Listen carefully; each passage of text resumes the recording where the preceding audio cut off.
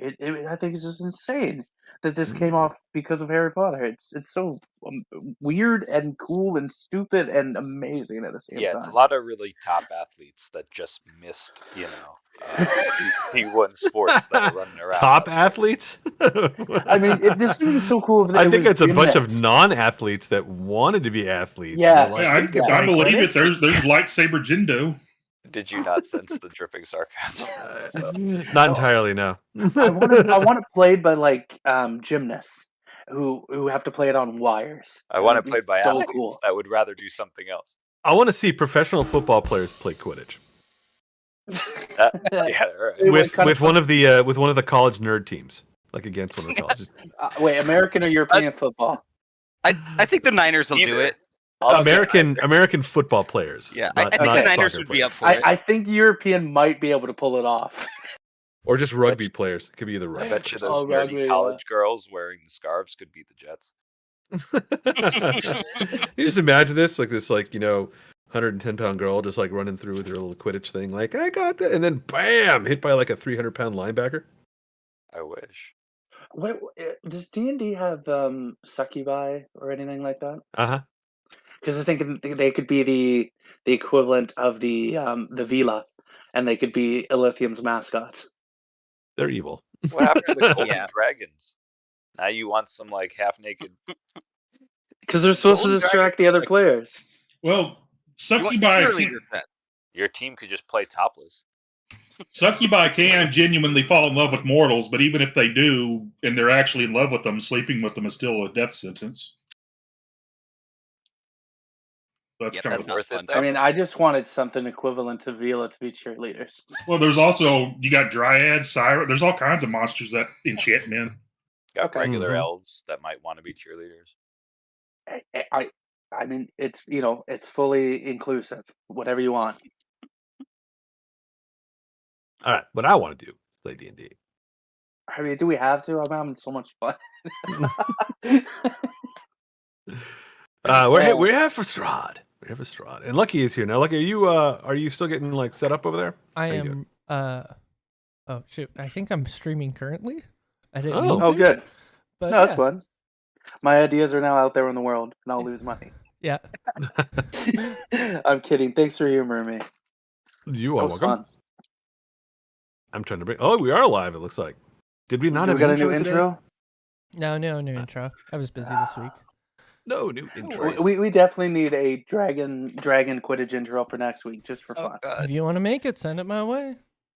My format is 1 minute and regular widescreen 16:9.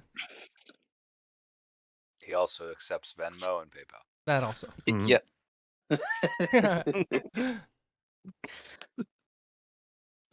All right. Since we're streaming here, we should get to the Curse of Strahd. Are we You streaming? guys remember what happened at the end of the last game? We won. Guys, don't want to keep all two of our fans waiting. A soda dress, I think. You guys had gone back to Kresk. You'd met the abbot, and someone's got a new pair of hands with extra fingers. Although they had to sort of give up the ghost there for a little bit to do it. You believe that the abbot may have temporarily killed Garrison in order to attach these hands and then bring it back. And he's been acting maybe a little bit odd since now we're walking around with Nameless from Planescape Torment.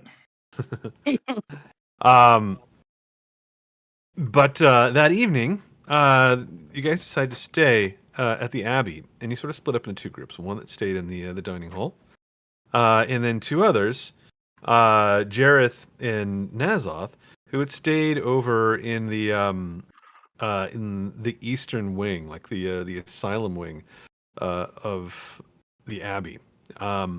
And late that night, Jareth was up after having kind of rested, done his elven reverie for the evening, and noticed this weird shadow kind of looming over Nazoth in the corner of the room.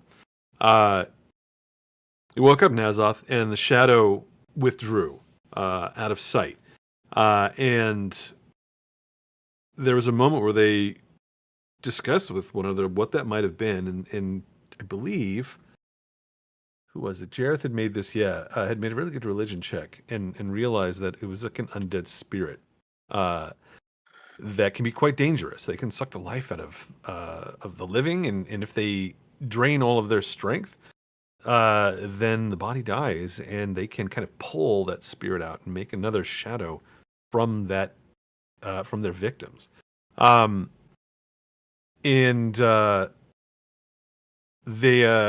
also realized that sometimes shadows are sort of like the forms or the sort of the lost spirits of those who have kind of returned from the dead. Sometimes when someone is brought back, their spirit lingers somewhere else and doesn't fully reunite with the living flesh. And the two of them realized that something like that might have just happened with Garrison.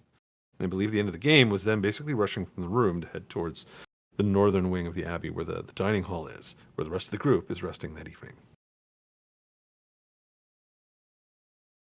Is that good? Chon, chon. Bum, bum, bum.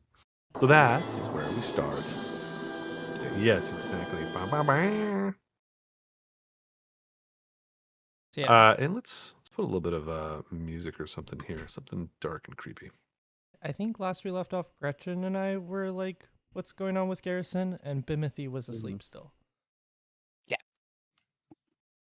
Yeah, I think it literally ended with me and But yeah, with Nazoth and Jareth, we're basically rushing from the room to head to the I dining don't forget hall. that he's been Jareth since day one.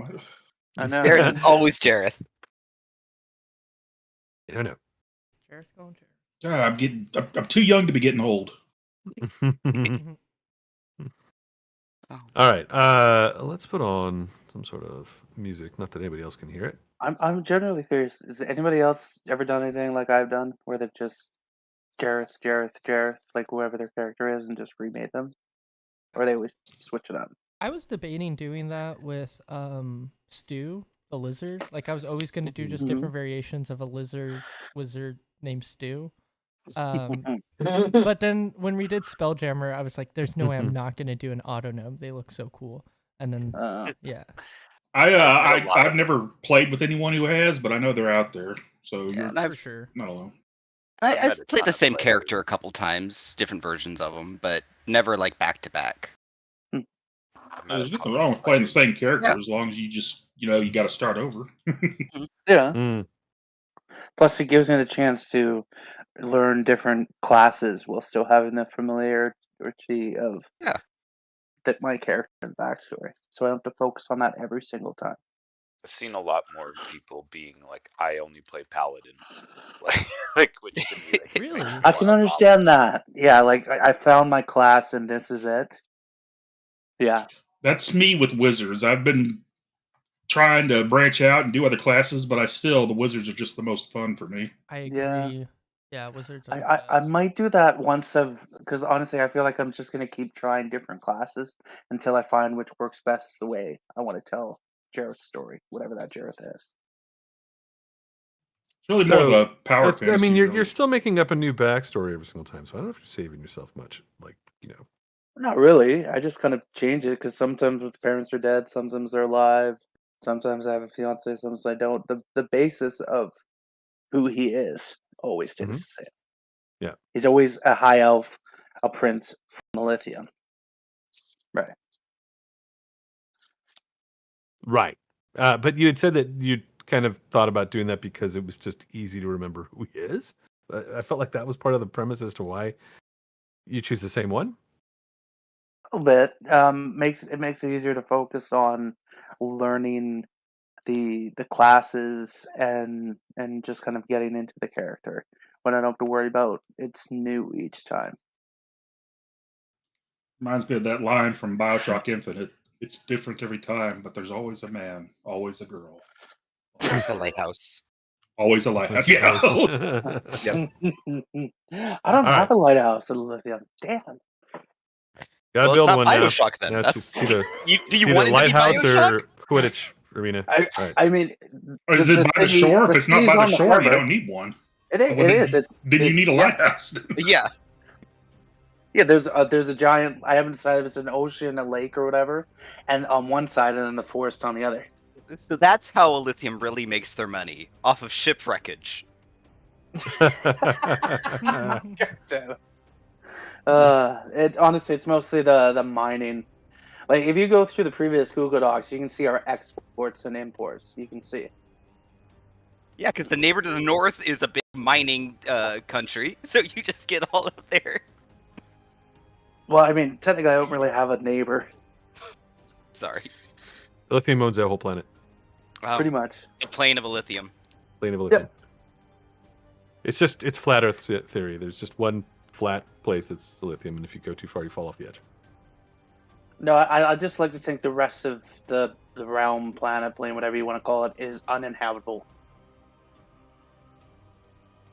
So lithium exists on Dark Sun. It's I one don't know little what that oasis. is, but that sounds cool. It's most of the planet's uninhabitable, except for actually all the planet is kind of pretty much uninhabitable because they wrecked it. Yeah, so my ancestors terraformed just the specific part. Or they ruined everything else except for this one spot. I'd like to think they were kind into the other way. All right, it's your world. You can say whatever you want. Believe whatever you want, but the truth remains that Soylent Green is people. The dark history of a lithium. The dark history, yeah. There might be a dark lithium. That's probably where the evil Jareth is from. Yes, because the world is a triangle. No, remember, that lithium no longer exists, remember? Yeah, because they messed it up. Wow, my ancestors did, apparently. Mm. I'd like to think they were the power-hungry, greedy versions of the Peverells. All right. That was Dark Jareth. That was dark. That was Dark Jareth. Mm-hmm. All right. Who wanted to kidnap Santa and work with Krampus? Okay. Yeah. Let's get to this. I got some music going, Okay. and Jareth and Nazoth are running across. Hold on a second. We were like, ghost! And then we Scooby-Dooed out of there. Yeah, Scooby-Doo. I think all I said was Garrison and then ran. Kind of like the, oh shit. You guys run out of your room, All right. down the steps, Garrison! through the asylum, across the courtyard. As you do, Marzena Bellevue tied to this post nearby. It's just like, and like screaming at you as the two of you come bursting out this door and go running across. As you do, you sort of set off some of the other mongrel folk inside the abbey. You can kind of hear, like, maybe it's just your energy or it's the quick move of the running down the stairs or whatnot. But you hear voices coming from a lot of these locked doors in the courtyard. They're probably set off by Marzena, who's freaked out when you came out. And then some of the doors are rattling, and you hear the sounds of like animal howls and yips and occasional human voices screaming as you make your way to the northern part of the abbey. You guys come busting through. Who was awake at this point? In the this is like 1 a.m. So who would be up at that point? Gretchen, I believe, were awake. And what were they doing? Honestly, just talking about why Garrison was being weird. I think were we talking to Garrison? Can't remember, Gretchen. We were talking to Garrison. Yeah, Okay. we went upstairs and we confronted him. And yeah. But this is after that. Like, you guys had already come back down. Because Oh. we've already got you down in this room. And Garrison, I think, has like gone to sleep. Okay. And maybe the two of you are just still up after that. You were woken, I think, by like the sounds or something upstairs. I think that's what had happened. Oh yeah. But we have you back down here. I would have moved you guys up, like there would have been kind of playing out up there at the time. But this is Okay. after that, later in the night. And maybe Gretchen and Riles are keeping an eye on Garrison, who's over like in this corner. Okay. And then the doors get pushed open to the courtyard, and you see Jareth and Nazoth rushing in. What do you guys do? Jareth, Nazoth, what do you say? I immediately rush over and try to find Garrison and cast protection from good and evil. You run inside and you see him off to the right, just right near the stairs that descend into the basement below the dining hall. Garrison, you wake up and you hear Jareth above you casting a spell. What are you doing? I just fell asleep. Damn it. It's for your safety. I'll explain in a minute. Trust me. What did you guys do? We found something. Duff. I mean, you found something. A spirit. Were you walking? Spirit? Yeah, what? A shadow. I got ghosted. It wants you, Garrison. I'm trying to protect you. What do you mean it wants me? I'm over Because here. Where did you find it? Recently, we're at death. It's trying to take you. I think it's too late. I came back. It still has a chance. That doesn't make any sense. Why don't we just ask it? Just trust me and let me finish casting this. I gotta concentrate. I'm gonna stick my finger in your mouth. I mean, at this point, the spell has probably already been cast. Like, once you're cast, Okay. you woke up to it being cast. Yeah. Okay. It's just an action. Doesn't take long. I'll just say, let me concentrate. Gretchen, Miles, you're already awake. Bimothy, you're in the corner. Give me a perception check. See if you just wake up. If you hear this. You do. You hear Nazoth nearby and Jareth and Garrison having a spirited conversation. You start to come to, and everybody else seems to be awake in the dining hall at this point too. So did this spirit find you? Or did you find it? I saw it lurking in the darkness as I was trying to read. I thought it was just a shadow from the candle, but I realized it was its own shadow. Don't you know candles don't have shadows? I mean, it should. The flame should. No flame has a shadow. Go ahead. Here, take this candle and put it against the wall. There's no shadow. Okay. I think he's saying that the candle created a shadow. I'm sorry. My mind just got blown. But I'm continue. so confused. I'm so confused. I think you had said that the candle had made a shadow, and he was like, but candles can't make shadows. Like, Flames there can't be a shadow of a candle. Yeah. I've literally never thought about that before. Flames Yeah, I can't haven't make either. shadows. Yeah. My mind is kind of melting right now. Take a lighter and like put it up to a wall, and like there is no shadow of like what your finger would normally do or what anything else would. Well, it But makes if you sense took because there's two light. lighters. Yeah, you could do that too. No, because the flame is a light source. So even though the first light gets interrupted, the light from the original is still going to nullify the shadow. Yeah, there's no shadow. Yeah, flame doesn't have a shadow. That's true. But the candle itself would with another light source. You guys start arguing about candles and light sources. I'm just saying. The flame never will. But therefore, you didn't see a ghost. I'm going back to sleep. Yeah, right. I'm going feel to like you explain would what drum my the religion check got me, because I totally forgot. What did my religion check get me again? I'm sorry. It told you that this was a shadow, it was an undead spirit, that they are drawn from the living, and that sometimes when a living person is restored to life, sometimes their shadow remains separated.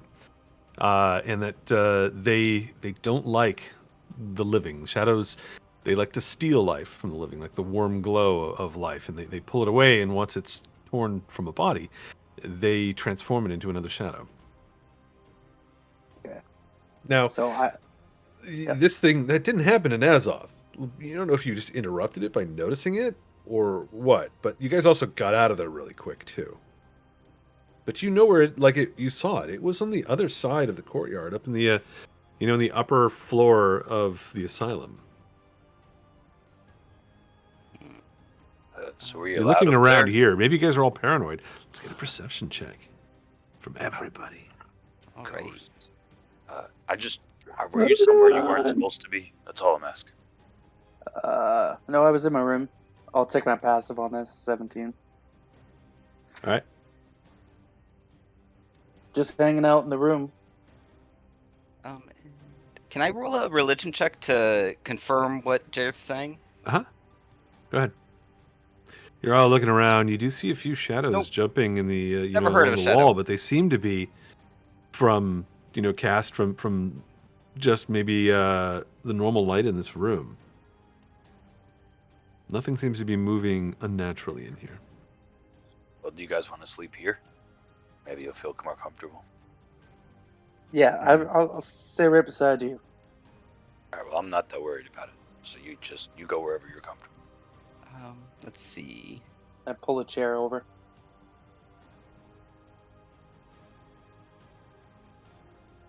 Naz, you gonna sleep by the door there? I'm fine. Okay. Well, I'm going back to sleep. Let me know if you see any more shadows. Meanwhile, outside, you can still hear the mongrel folk, like, howling and screaming in the dark. It's starting to slow down a little bit, but they've been riled up. I'm just gonna sleep over here near Bimothy because I need someone who's slower than me when I start running. I think you should sleep fast. next to Riles. Riles works too, but okay. And I'll go ahead and can I go ahead and use Eyes of the Grave just to make sure there's not one in here right now? Sure. You open up your senses to the world beyond, to death and all things supernatural. You don't sense any in this room. You don't sense any within sight. Nothing hiding here. All the shadows seem to be what they actually are. Nothing is triggering your sight and giving you the willies. Okay. Nothing yet. Great. Well, we're safe here. Why don't we sleep? Because our wonderful host gave me new hands.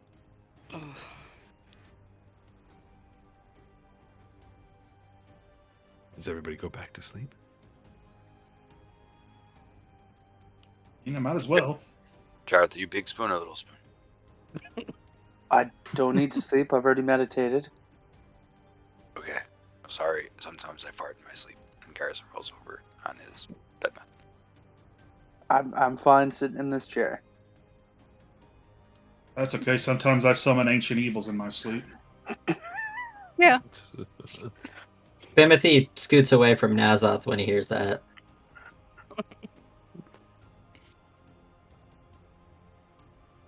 Alrighty. Things calm down. You guys settle in. You're jumping in shadows here for a while, but none of them seem to jump back out at you.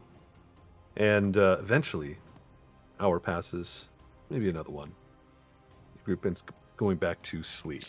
Those that need it, at least. And time passes. The night passes. And the morning comes. And still, you guys have not been attacked or anything. Nothing strange seems to have happened here in the dining hall. You guys get a long rest. You feel a little bit refreshed in the morning. It's still dim outside because, like, day never really becomes super bright here again. And at some point, the doors open and the abbot steps in, Vasilka following him. Good morning, everyone. Did you sleep well?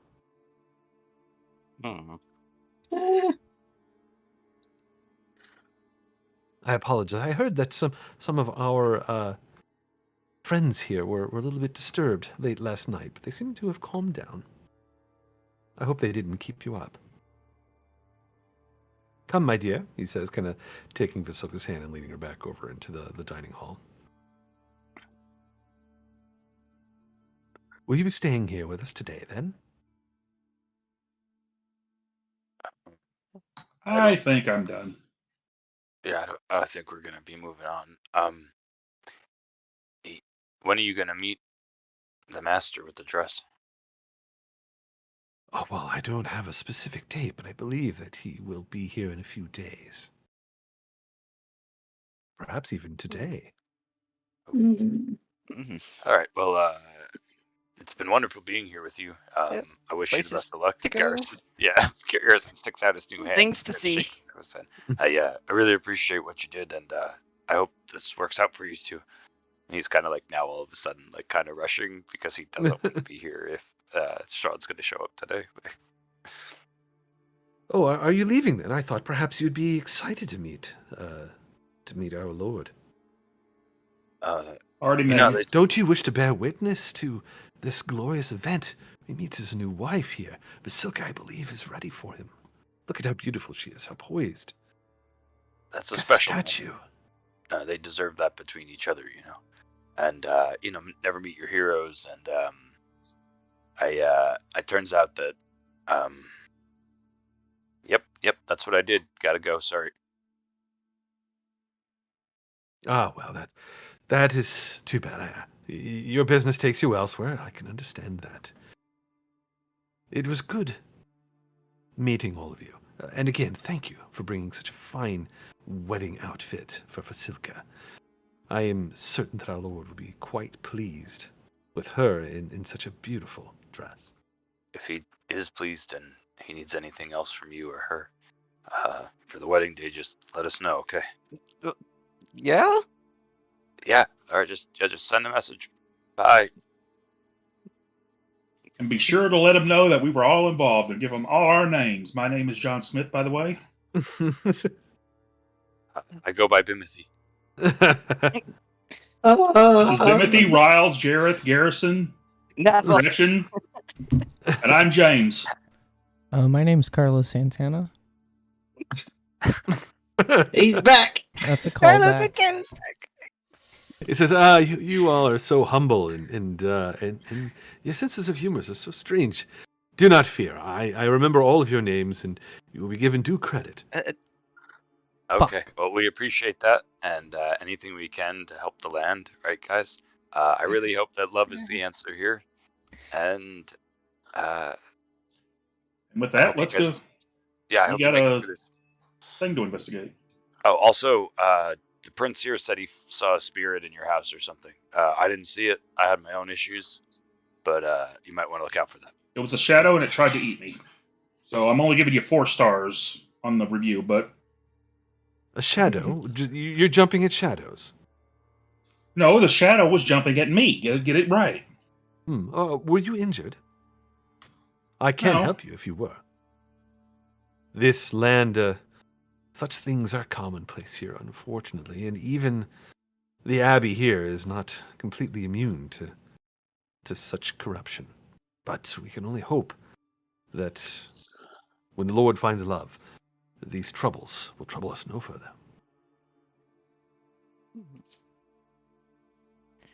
That's a nice thought. And now we should get going. Yeah, like the idea. Goodbye. Bye. Have a nice day. Farewell, Abbott. Good luck. Farewell, Abbott. Give Costello my regards. And with that, we are out of here. Jesus Christ. Oh, That was a good one, Helios. No, That but I was do nice. know him. Yeah. Guys, we can't go back, but I think I left my iPhone charger. Go grab you a new one from the corner store. Let's go. All right. I'm assuming that all of you are getting out of here at this point. Like, see ya. Don't want to be ya. Yeah, I don't want to be here if Strahd comes. Like if he actually is going to show up today somehow, if you already contacted him and everything. As much You're as, like, whoop, time to go. Well, Garrison, I got bad news because he's already seen all of us, so... Okay, but seeing us, fine. Hanging out with, and being in close I don't know if you proximity. guys Totally. noticed, but during that kerfuffle at the festival, he was up on the roofs watching us. Yeah, again, that was like 50 feet away. He was kind of in the background. I don't want to do with foreground him. I just got these hands, man.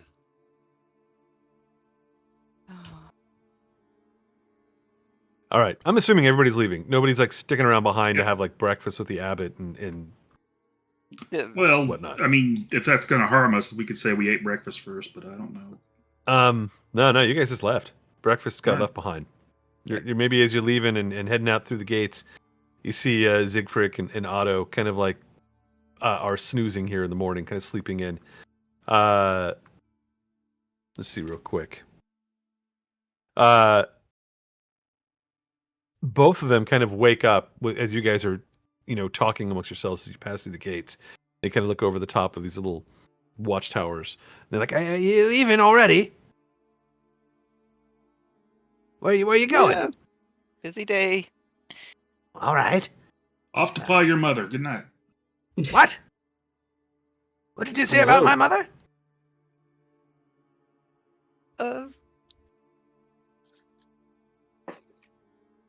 Just watching you as you're walking away.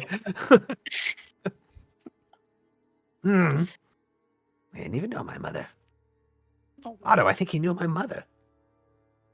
And Otto's like, no, your mother's long dead. And they have a conversation about parents and how they miss them as you guys descend from the My abbey. work here is done. Back to Kresk. What is your plan now? As you guys start descending from the abbey, you're heading down into the village of Kresk, the walled village. Still early at this point. People are kind of up and about. You see some little bit of smoke coming from some of their chimneys. A few people working gardens in the behind their homes. Like I said, this place is about as self-sufficient as it can be. And off to I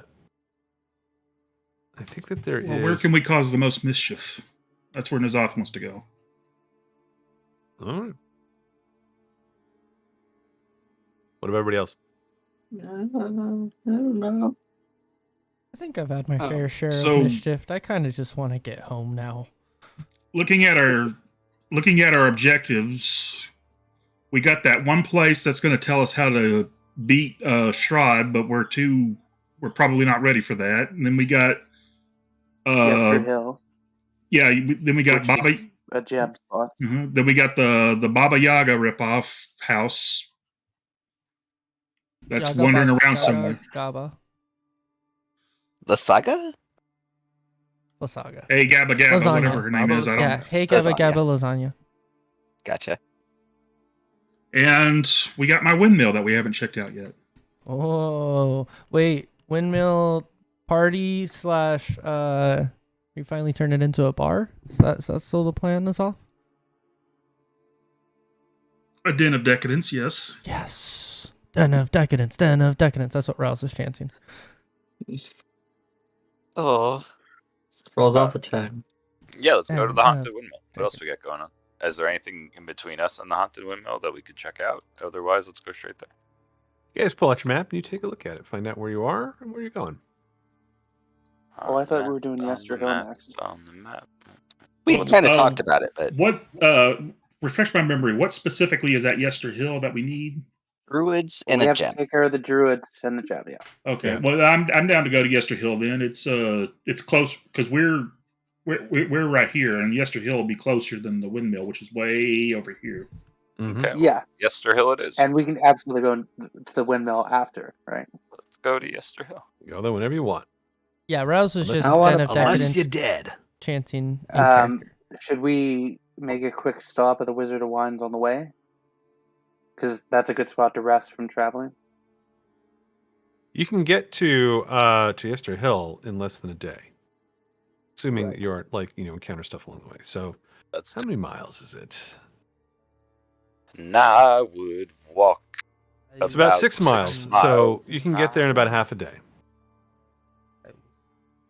You get there right around What lunchtime. time? Lunchtime. A little after lunch, maybe. Like you're probably leaving around 8:30. Let's put it about 4 hours from then, 5 hours from then. So yeah, around 12:30, 1 o'clock. All right.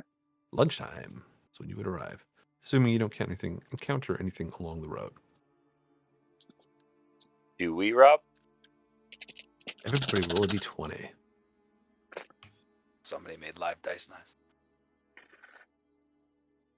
I'm not allowed to listen to that anymore because it breaks the game. Ooh, did I win? Did I get it? Oh no. Come on. All right, 1 second. I got the best roll of everybody. That's bad. Unless we were trying to roll low. We're really good at D&D.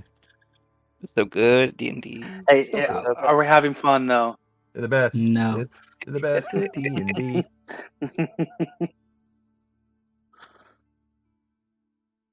Alrighty.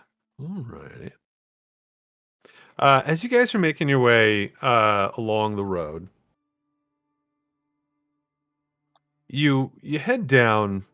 First of all, you guys head east. You cross the bridge again, where Lake Baratok is, and then you sort of turn back to head west again down this road that quickly turns into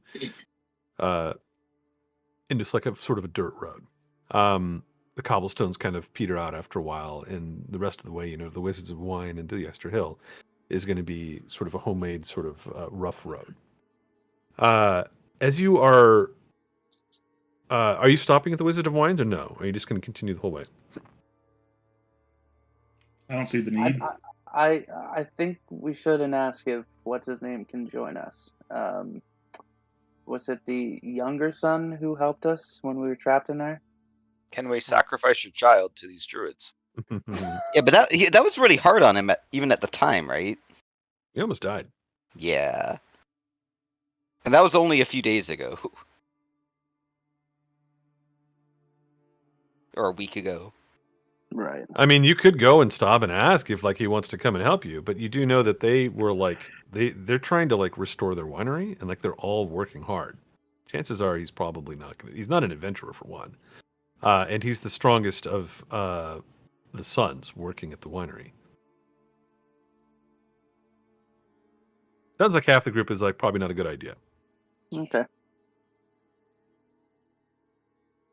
You guys are passing the Wizards of Wine. You get to kind of the far side of the fields, and as you're starting to enter the woods, the Svalich Woods again, and sort of ascend towards Yester Hill, you find strange things in the woods to your sort of the left and the right. At first, you see a few sort of weird sort of fetishes hanging from the tree, like little pieces of bone from string. And then you see little figures, sort of like a man, made of twigs, also kind of hanging from a weird thread. And then you notice that there seem to be humanoid figures tied to the trees themselves. And the first one you see only from a distance, and it doesn't move, but once you start to get a little bit closer, you realize that it's also made of twigs and straw that have been stuffed into clothes, almost like a scarecrow. And then that thing has been tied to the tree, with its arms kind of outstretched onto a couple of limbs. A weird sort of floppy hat kind of over the top of its head. And you see two more kind of up ahead along the road, sort of flanking on either side. You haven't passed them just yet. You're kind of right at the first one of a few that you can see. You're not sure if there's more further up the road because the mists kind of block sight up, past about 100 feet or so. What do you guys do? Would a nature roll help me to say what they are? An Arcana check would be more appropriate. Hey, things. You alive? I have Arcana. You gonna hurt us, things? I have Arcana, not that it's ever helped me once in this campaign. When you start calling out to them, Garrison, the nearest one starts to move a little bit. Its head, which was kind of hanging down, pulls up, and you can see that its face is just made of a bag. Some sort of burlap bag with the eyes sort of cut out. And you see a weird gleam inside the eye holes. And I'm going to need you to make a wisdom saving throw. Unless you are a high enough level to be immune to fear. Breathing. What do you need? You need a saving Wisdom throw. saving throw, please. The best. Alrighty, good job. You're not high enough level as a paladin to have fear immunity, are you? I don't think so. Doesn't say it on my conditions or defenses or anything. All right, maybe it's a little bit higher level than what you guys are at.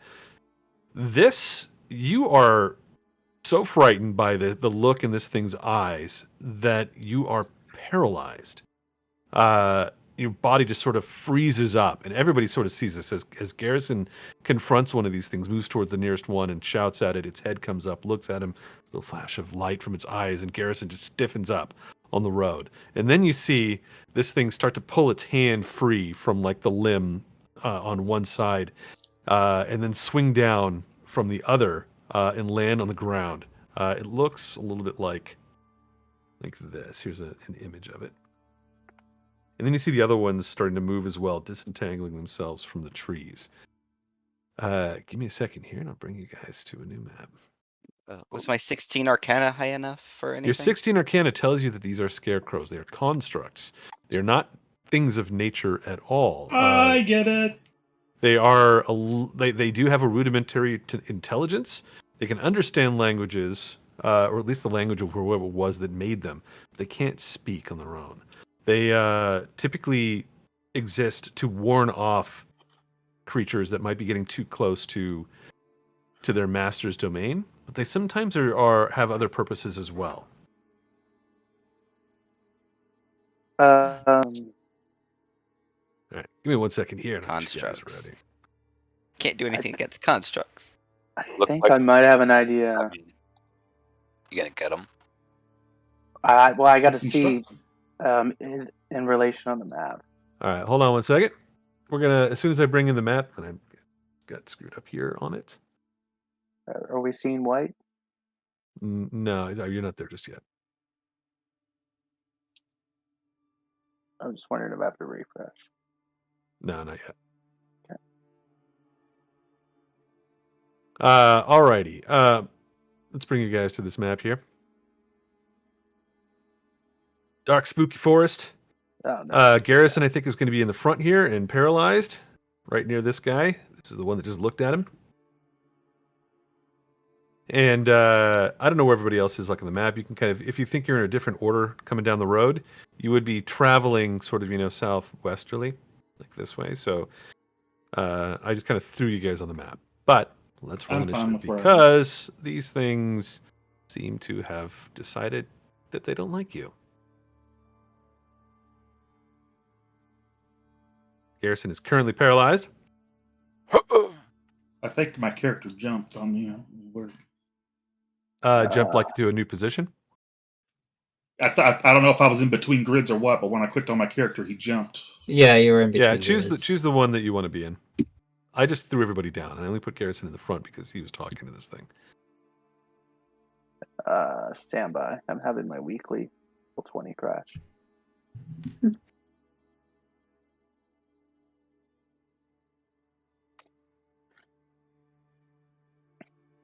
Scarecrows are fast. Scarecrows are fast. Just picture Garrison like leaning in, trying to like pick up the brim of its hat, and just like. Alrighty. Is everybody in? We're missing somebody, aren't we? I'm still loading. Okay.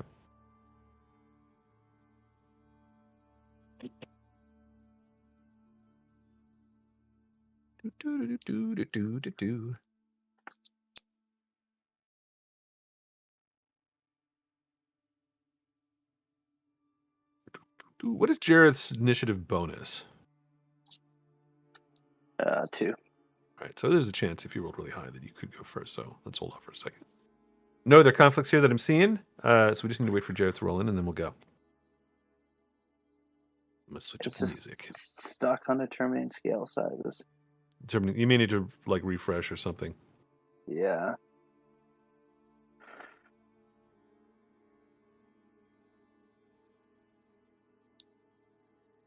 We'll keep doing. Okay, where are we? There's the map. Would have been there, and I will roll.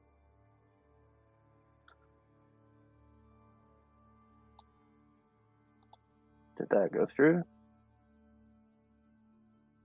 I have not seen it just yet, but it might take a second. There we go. Jareth's on 17. Means that the Scarecrow is going to be going first. Let's switch up the music again because combat. Rob's a DJ tonight. I'm a DJ tonight. Oh no, didn't want to play it for some reason. Hold on a second. Can we have some Benny Hill for a second? No. No. I thought we were on a Scooby-Doo episode because of the ghosts. Not anymore. You guys left. Right? Yeah, but now we got Scarecrow, We love right? Yeah, the Haunted House. Scarecrows are pretty Scooby-Doo. Yeah. Yeah. Maybe they are. It's like a classic mask that they rip off. It's the pumpkin head, isn't it? If I remember the Scooby-Doo lore. Maybe. Now, are these Right? scarecrows spelled with parentheses around, or sorry, not parentheses, quotation marks around the word scare, or not? That's what I want to know. Well, no, because scarecrows. there's no quotes around the scare because Garrison is pooping himself right now. Yeah. This one has leapt off this tree, and it moves in on Garrison, who is paralyzed, and is going to come in with claws, trying to rip him to shreds. Get advantage on these because you are kind of just stuck where you are. AC 16 and then an AC 15. I don't know if that's going to hit Garrison. I think this 16 hits. Yep. Then that will be another wisdom saving throw and then 5 points of damage. This means you are still frightened of this thing until the end of the Scarecrow's next turn. It is scary.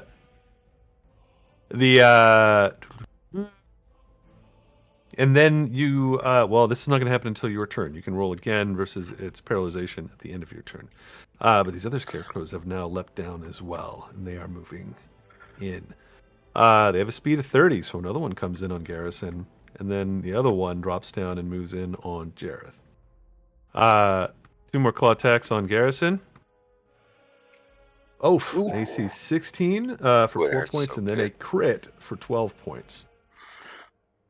Do I need to make the saves against this guy too? No, you've already failed the one, so it's not going to make a difference at this point. You already have the frightened condition.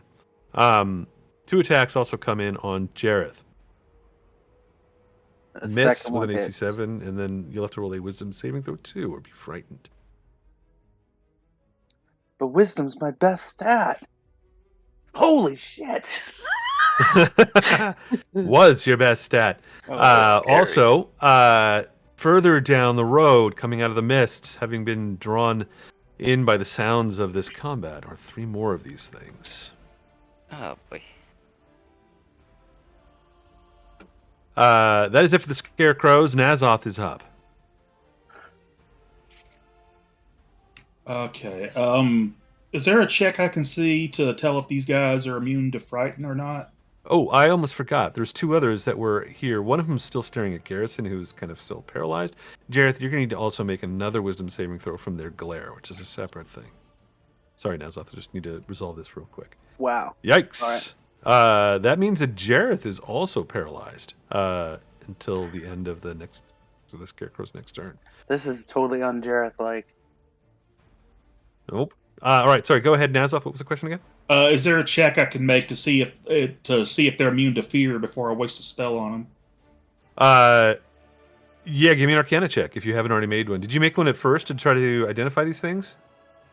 The last time you asked for an Arcana check, I made one. I don't know if that was for these. I thought that was for like the fetishes or whatever. That was for these. Okay, then yeah. Which means you're not sure. You don't know. All right. Well, instead of taking the risk, I'm just going to. I would have yelled that they were constructs if that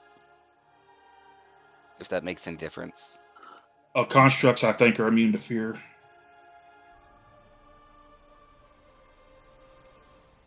But anyway, they're not immune to this.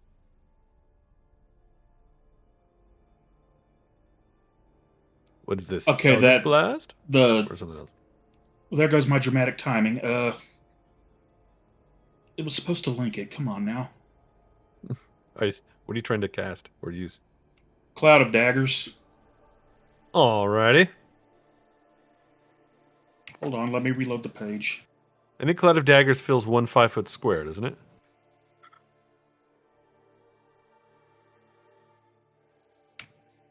Yeah. Oh, wait, hold on. It is. Did it show up? No, it's still not showing up. I haven't seen anything. My other rolls are coming through. But yeah, Cloud of Daggers is a 5-foot cube. Alrighty, I do have a little Cloud of Daggers, I think. Animated icon. Let me see if I can find it. A 5-foot cube on each side. And a cube 5 feet. Okay.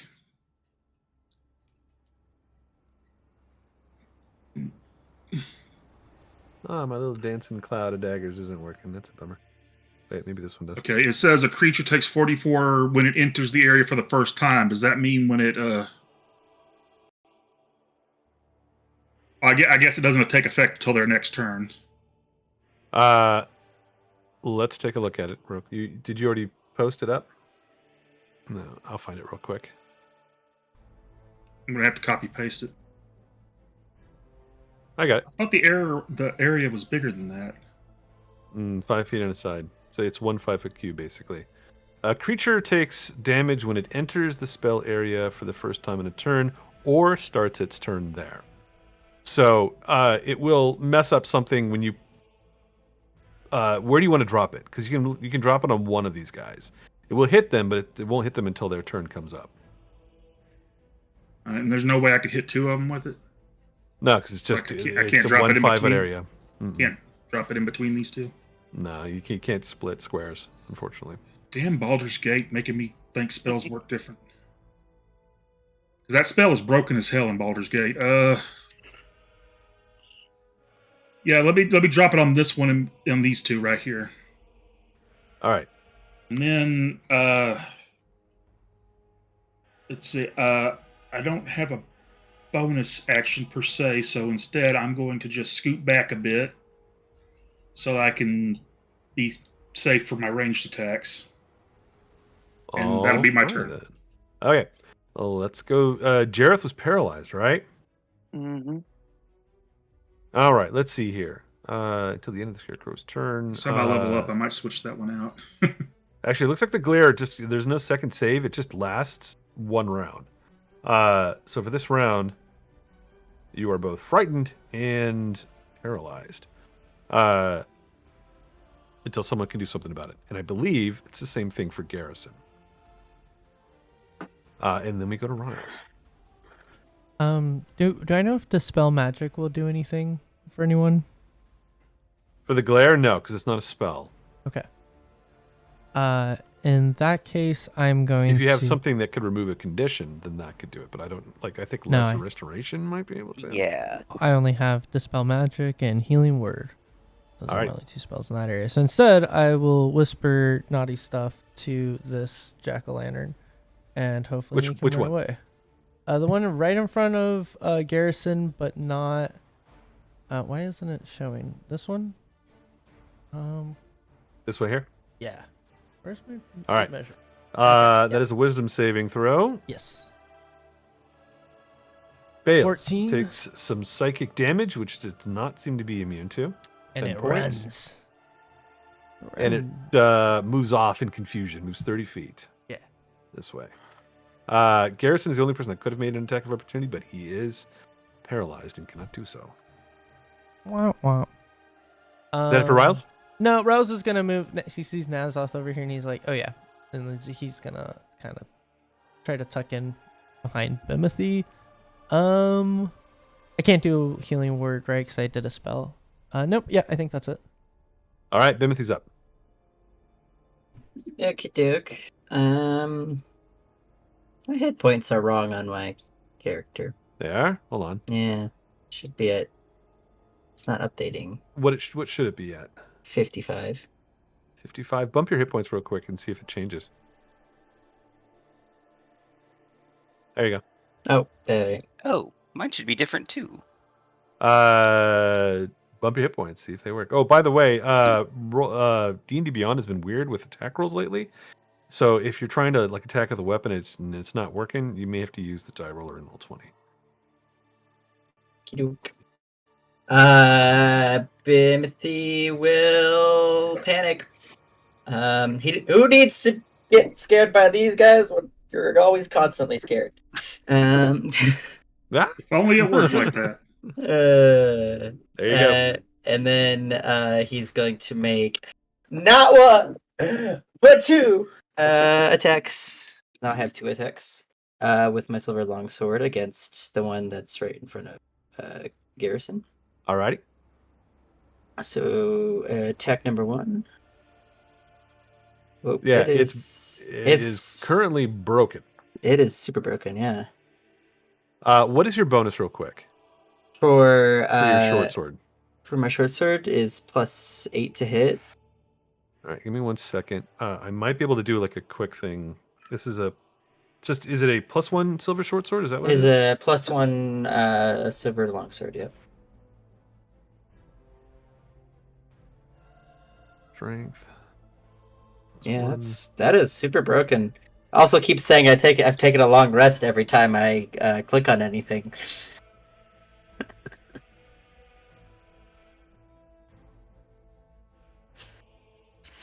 Hold on 1 second. That's This right. should be. Should say is proficient. And what is Bimothy's strength? Timothy's strength is 18 plus 4. All right. What's his dex? Dex is 16 plus 3. All right. And your normal bonus is what? +7 to hit with the silver short sword? It's a silver longsword. It's plus Silver 8 longsword. to hit. +8. 8. That's weird. Why is it not giving that plus?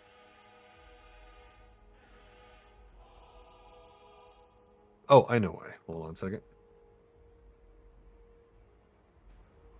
Because you guys are level 5. Mm-hmm.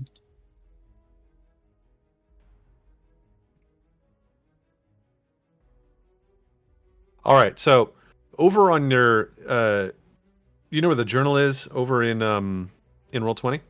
Yeah. Wait. Your character should be there. Mhm. And right under like your hit points, temporary hit points, there should be a little silver longsword +8 to hit +1d8 +5. I think is like what your thing is. So I kind of created a cheat or workaround that you Yep. could use in that. You also have a second weapon too, though, right? I do. I have an axe as my offhand weapon. It's a hand axe. And it's a hand axe. Yep. And that should be 1d6. Is it just is it 1d6 or 1d4? It's 1d6. No bonus because to damage because I'm using it as an offhand weapon. All right, and that should be a +7. +7 to hit. Yeah. All right, so they should both be in there now. Okay. So you should be able to use this now to make your attacks quickly.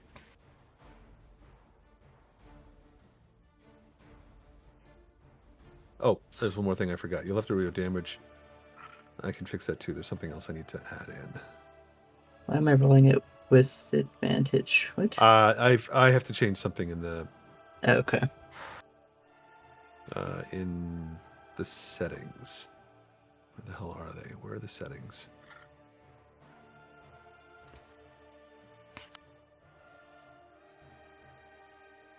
There's something in here like it automatically does like advantage to hit on like everything, which is really annoying. You have to go in and like set it not to do that. Where is it though?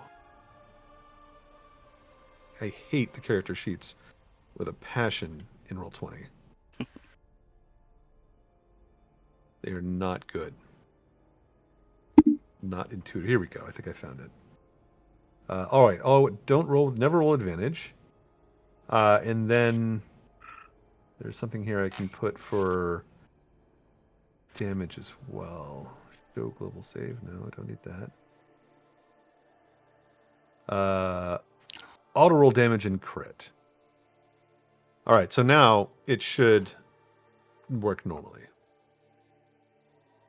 Like now, if you make like your attack, it should do damage, everything. Okay. First one is a hit though. You rolled an AC 10. Actually, that's a miss. They are just a little bit higher than that. Okay. So your first attack will miss, but your second one is an AC 20, right?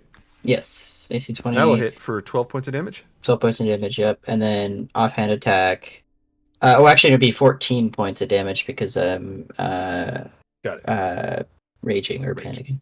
All right. And then hand axe is That should be the same thing correctly.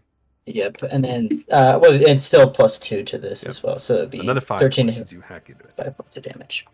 All right, you hack into this thing twice. Twigs and straw go flying, but it doesn't bring it down. It's tough enough to withstand a couple of attacks. Anything else from Bimothy? Nope. All right. Oh, could you have made the hand axe attack? Because that's a bonus action, isn't it? And did you use one to rage? Oh yeah, you're right. Never mind. Yeah, I used the bonus action to rage. All right, let's remove a little bit of damage there. Okay, Bimothy is done then, and we go to Gretchen. All right.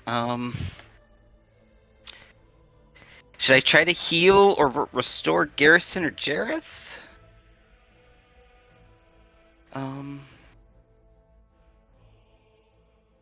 All right. If you have, will a lesser restoration get rid of paralyzation? It will. So the scarecrows are about to go again. So yeah, kind of freeing up one of them is going to make it harder for. Well, it'll prevent them from being able to just roll with advantage on everything. Yeah. Do it to Jareth, because if you do it to me, I'm going to fail anyway. Unless you want to save your turn until after, and then you can save. Don't do it to me before. I'm just going to fail. Okay. Basically, I'm just imagining you're saying, no! Do it on him! He can't do anything. He can't even talk. Paralyzed. He's just like... I can read his emotions at this point. I don't know. Alright, I'll do it on Jareth. Lesser Restoration. 2nd level spell.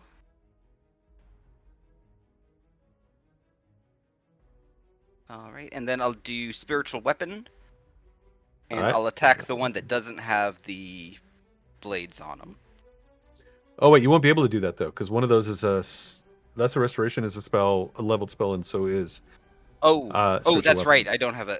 Sorry, I was thinking because it was bonus, but it's not a cantrip either. Okay, then just the Lesser Restoration. All right, so Jareth is now free of this with a Lesser Restoration. Garrison's still a little bit stuck. And then we move on to the Scarecrows. Gretchen, when you are now this close, this one here that was working on Garrison, first of all, it's going to take damage from the blades. So I need the damage from that from Nazoth. Unless you already rolled it. I don't think so. Nazoth, I need damage from your Cloud of Daggers. That's it. 11 points. Alrighty.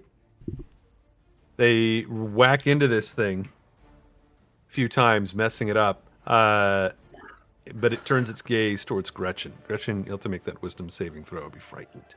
All right. Oh, I want to throw cutting words at it. I say, did you hear about the scarecrow that got an award? It was outstanding in its field. You're throwing the cutting words at the scarecrow for what, though? Because it's not making a save or anything at the moment. It's not doing an... Oh, well... It will be doing an attack. Yeah, can I do it on the attack? Yeah. Yeah, but I think you can decide that after the fact, can't you? Oh. I thought I had to do it before, but let me double check that. That's why I haven't been doing it that often. Check it out one way or the other. We'll assume that if it's got to be done before, you can use it beforehand. But this thing turns its claws towards Garrison, who's still paralyzed. Claw 1 and Claw 2. Only hits once, scratches him only for 3 points of damage. The other one over here turns its gaze on Bimothy. So Bimothy will have to roll a wisdom saving throw. Oh no. Okay. Wisdom saving throw. Be brave, Timothy. Where are others? You're actually probably going to have to make... Well, you might... I would say that you have to make 2, but you don't because you failed the first one. Yay! Scarecrow comes running back towards Garrison. You failed with a 9. And are now paralyzed for a round. This is the group that's got awful wisdom saves, huh? And this one here comes running back at Garrison. He's the only person it can get to. 2 more attacks at Garrison. I think both of those are going to miss. 14 and 15. Attacks versus Garrison. And then there's one that's attacking Jareth straight up because you're not paralyzed. Fumble on Jareth and an 11, which is definitely going to miss as well. So even if we take damage, we don't get a chance to make saves or anything? No, it paralyzes you for 1 round. Good for them. You're now that those have gone, it paralyzes you until the end of their next turn. So this was their turn, and now you're becoming free of it. But there are more scarecrows moving in. But I got hit again, so I continue to be paralyzed. Well, that's fear. If you got hit again, roll a wisdom save or be frightened. That's a separate thing. Okay. Some of these scarecrows are running around through the forest. And one of them's just coming straight forward. Oh, this is bad.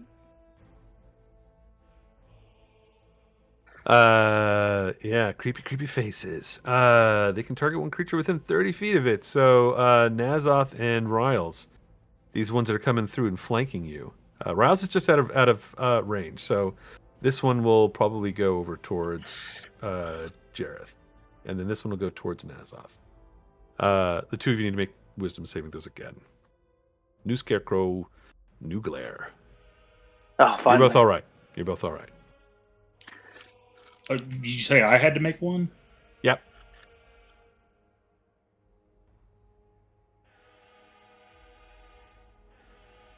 You're okay. They've gone. They've done their attacks, and Nazoth is up. All right. I'm going double Eldritch Blast these guys.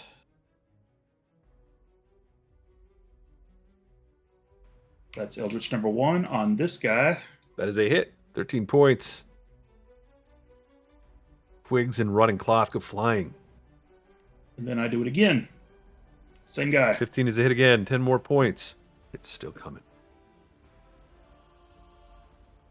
Anything else for Nazoth? At the moment, that's all I can do. All right. Jareth is up. Oh boy. And you made the save, right? You're no longer paralyzed. I did. Yeah. All right. Alright, I'm gonna cast Moonbeam. Alrighty. That at 3rd level. And I'd like to put it in between these two lovely gentlemen. All right. There's your moonbeam. There we go. Okay. Let's see. Bonus action.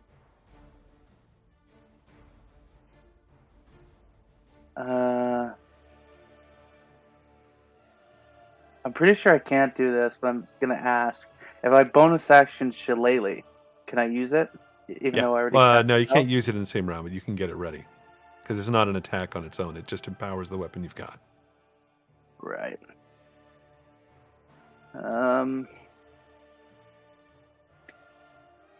I think instead I'm gonna cast bonus action Healing Word. Moonbeam's already a leveled spell, though. So you're limited to cantrips at this point. Only if it's a... And Moonbeam is not a bonus action. So, like, you're limited to any bonus action cantrip or bonus action that's not a spell. Right. Oh, you know what? I can do the Spirit Totem. Let's see. Which would the best help us here?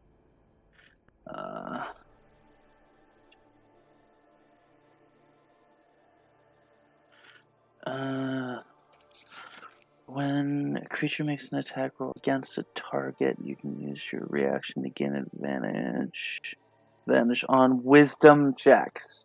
Yeah, we're doing the hawk.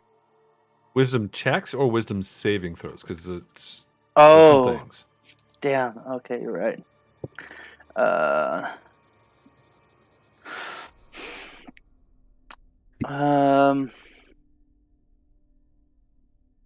I gotta make a decision here. It's either gonna be the unicorn or the bear. Let's see. Unicorn, you and Alice get an advantage on all ability checks. That doesn't help. If you cast a spell, it restores hit points. Or the bear, which gains temporary hit points, and you gain advantage on strength checks and saving throws. So the bear spirit gives people extra temporary hit points right off the bat. The unicorn spirit gives them healing equivalent to your level if you use like a healing spell. They're a little bit similar, but the bear spirit gives hit points right off the bat. Yes. And then they have advantage on strength checks and strength saving throws. Yeah. I think I'm gonna have my hands full of the moonbeam, so I can't cast healing. So I'm gonna go with the bear. So, so if you can give me a 30-foot space, and I'll... Yeah, just put an aura on this thing. Yes, please. Let's see where we'll place this.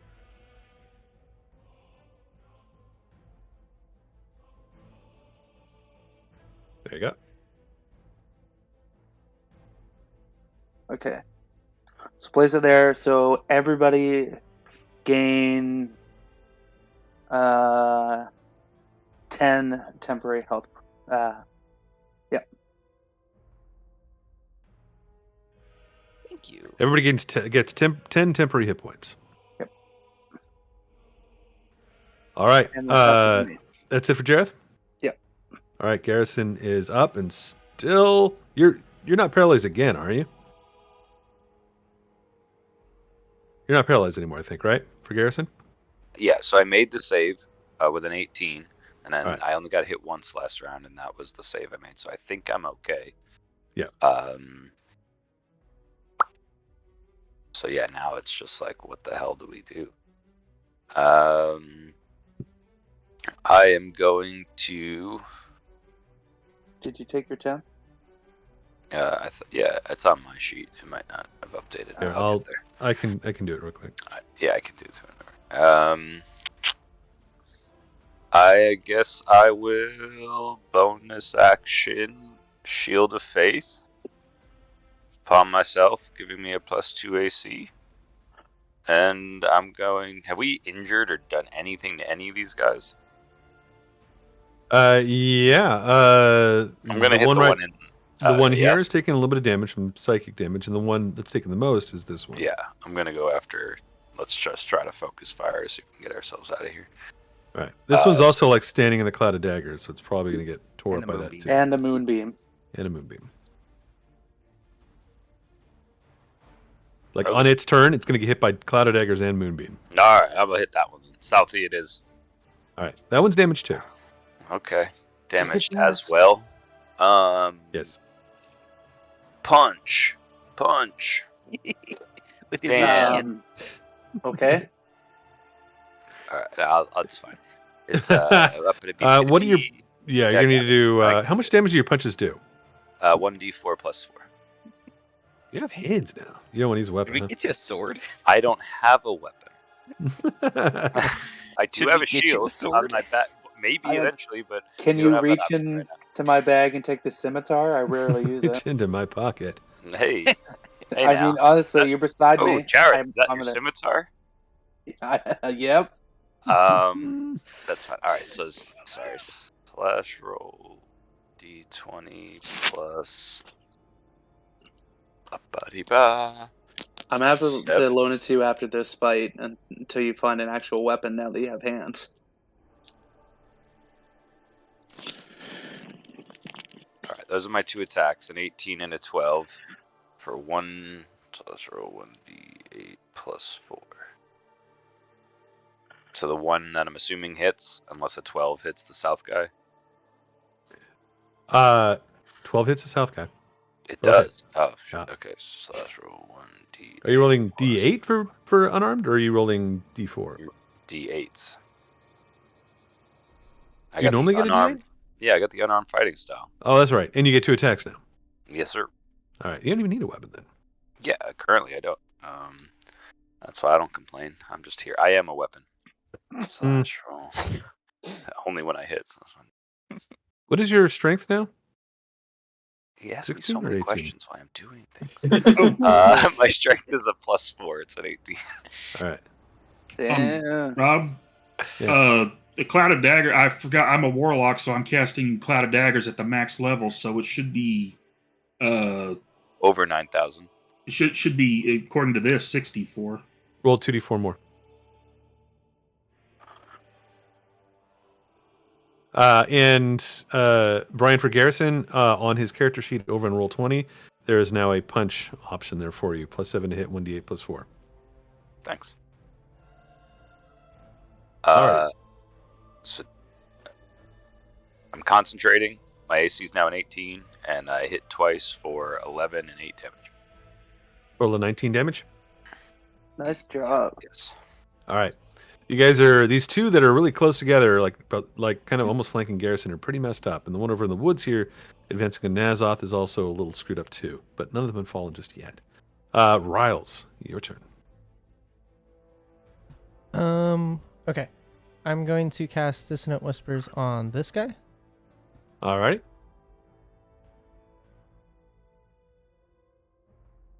Fails the saving throw. Nice. 4 points. How does it 4 points? Damn it. Because you rolled shitty. Yeah. You rolled a Damn. 2 and a 1 and a 1. Well, anyways, the Oof. important part is that he's running that way and I'm running that way. It runs off this way into the woods. Rouse runs here. He's like, Nazos, we gotta book it. And that's it for Rouse, I think. Oh, and Bardic Inspiration for Gretchen. Alrighty. Gretchen's got a Bardic. Let's put a little flag on you. And Bimothy is paralyzed this round. And then Oh, we go I should have to- given it to Bimothy, damn it. Wouldn't have helped him get out of the paralyzation. It doesn't? Okay. No. Because that just ends after a round. It might help him save against the next time. Do you want to swap that over to Bimothy? Yes, please. Sorry, Gretchen. I'll get you next Oh, time. no worries. All right, let's swap those over. Okay. Gretchen is up. All right. Let's see. I'm gonna do Sacred Flame on the one right in front of Garrison. Alrighty. Fails to dodge and gets blasted by radiant energy and tumbles to the ground into a pile of sticks and rags. One down. I will then now I will cast Spiritual Weapon. Alrighty. And that's gonna be on this one right here. Sorry, I was looking away when you did that. Which one? It's the one it's on. So right here. Alright. And then let's And that see. smashes it for 7 points.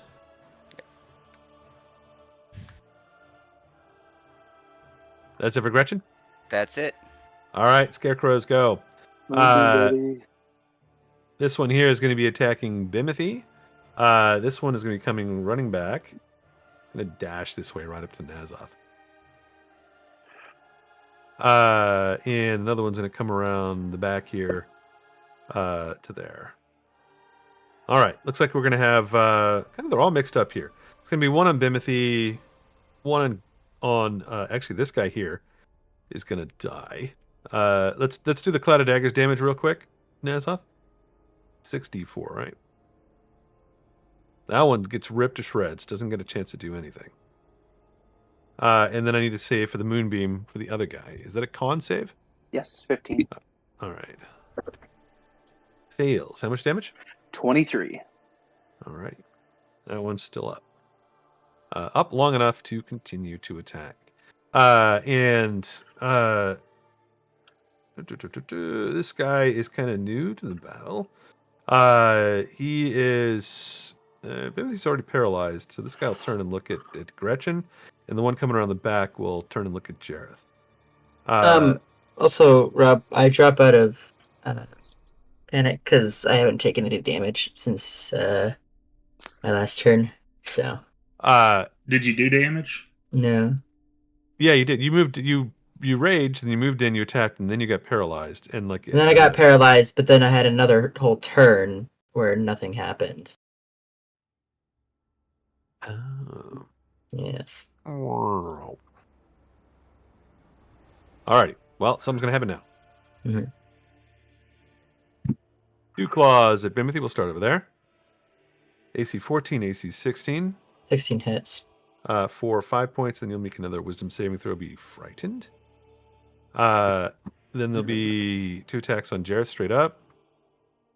For miss on the first, hit on the second for 7 points, and another Wisdom saving throw for Jareth, and then 2 attacks on Gretchen from behind. Both those are going to miss. 11 and a 16. Okay. Last guy over here is just ran up on Nazoth, but he can't do anything this round. I'm good on the save. All right. The damage has been done, and Nazoth is up.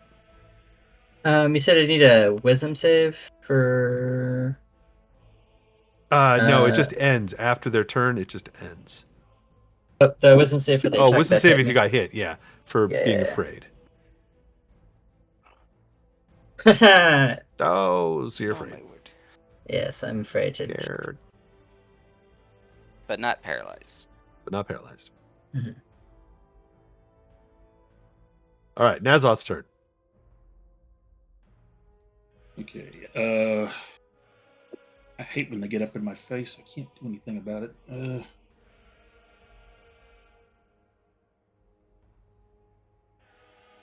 I'm going to back up a bit and take the opportunity attack. All righty. Miss. AC 10. All right, and then I'm going to fire 2 more Eldritch Blasts at him. All righty. That is a hit.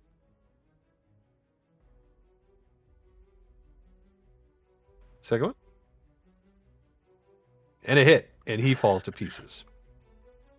One more down. Anything else for Nazoth this round? Nope, I'm good. All right, Jareth, you're up.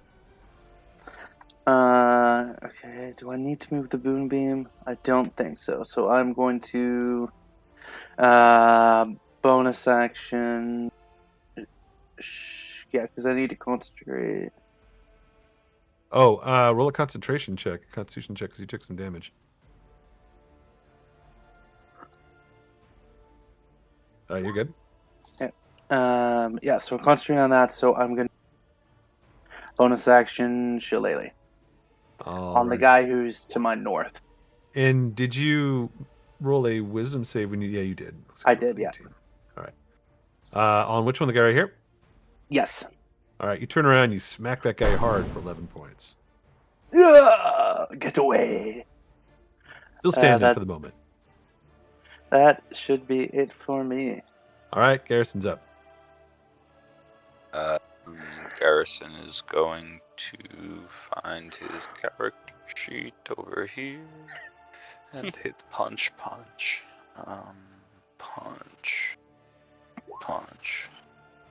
Both of those hit. 14 points of damage. Which one are you going for? The one I can reach. All right. That one is still standing for the moment after a couple of solid hits. Anything else? What do I got for bonus actions? That's all I got. That's what. All right, Riles is up.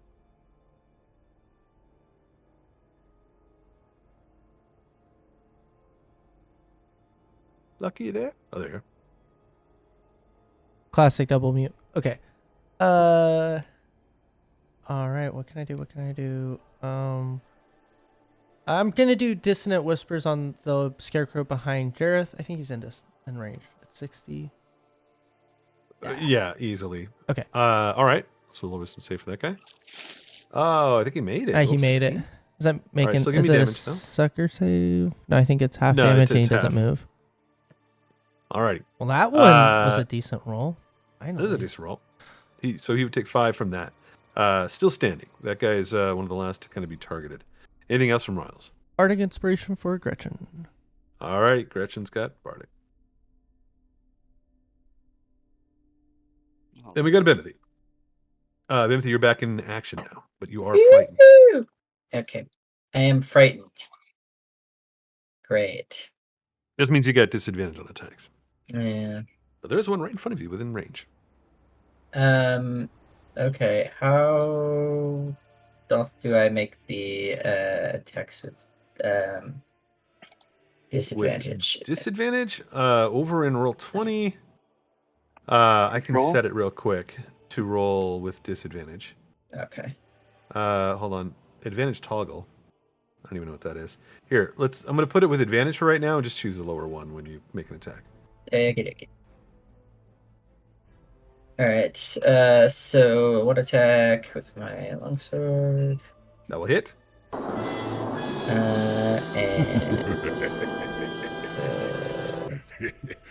Second attack. That will hit. Not a crit, but a hit. It'll be 11 points, and that'll destroy that one. And then you have your hand axe left. And then my hand axe, yeah, for my bonus action. You just throwing that at somebody? Oh, yeah. Nobody I'll else. throw it at this guy, yeah. All right. So 2 points to that guy, looks like. His axe flies across the battlefield, sticks in this. The fear goes away at this point. You already defeated the guy that was making you afraid anyway. Nice.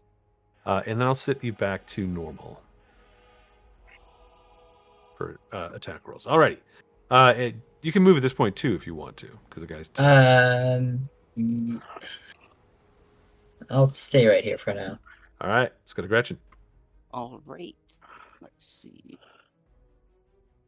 So I will move and attack with the spiritual weapon. All right. Attack this guy.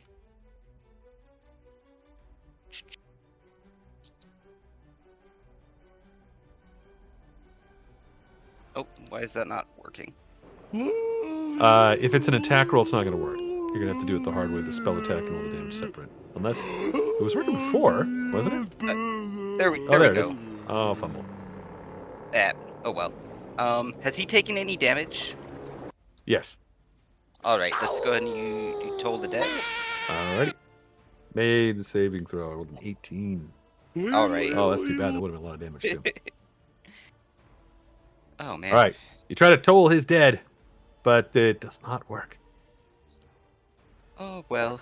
Is that it for Gretchen? That's it for me. All right, the scarecrows go. Let's see here real quick.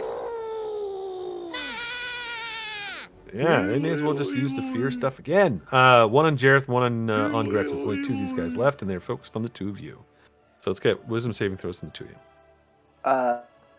Which one's attacking me? The one at the bottom. The one in my moonbeam? Oh, yeah. Okay. And was the other one me? Oh, that one's probably going to be dead. Give me your moonbeam damage one more time, and I'll roll a save. Fails the saving throw. It's probably going to be dead before it gets a chance to do anything. And then, but the other one will still be up. So Gretchen will have to make a wisdom saving throw. All right. You're all right. 15 good? Yep, you're good. It makes 2 claw attacks at you, but neither of them get through your armor. And we just need the damage from the moonbeam from Jareth. Oh, that was shitty. I fumbled on 2 of them. It's only 4. 4 points of damage? Oh, Yeah. wow. That's terrible. All right, this one is still up. It's up long enough to get 2 more attacks. Oh, and you rolled your wisdom saving throw already, didn't you, for Jareth? No, I will do that right now.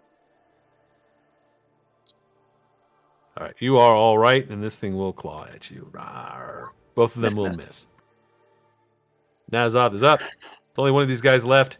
Everybody go ahead and make your attacks, because this thing's going down. Jareth, you can hit it with your weapon or whatnot, and you'll probably, even if it moved a little bit, you would just move this thing, so it's going to die. Just kind of curious to see who kills it first. I want to mock it. Nazoth hits twice, 11 points of damage, and it dies. And then you just smash it into pieces. Oh, wait, and then there's another one. Wait, this one's still here? Hold on. Yeah, because I missed both attacks. Oh, that's right. Okay, so one is down. Jareth, you turn around, you smash the one behind you for 9. That one's still up. My bad. Garrison would go and could move in, and then there's a vicious mockery coming its way. Which it fails the saving throw against, takes 6 more damage. And then Garrison moves in and pummels this thing to pieces. And it's gone. Oof. Nice. That's the scarecrows Kicked in the goes face. down. Boom. Those things are pretty scary, guys. I don't like those things. Yeah, it looks like a tough Those job. are just the but guards. hey, it's in the genes. Nah. They probably have nothing to do with where we're going. This is how the locals scare off crows. I hate to see what they do for the rabbits.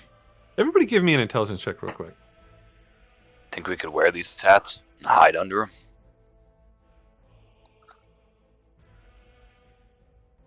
them? Ugh.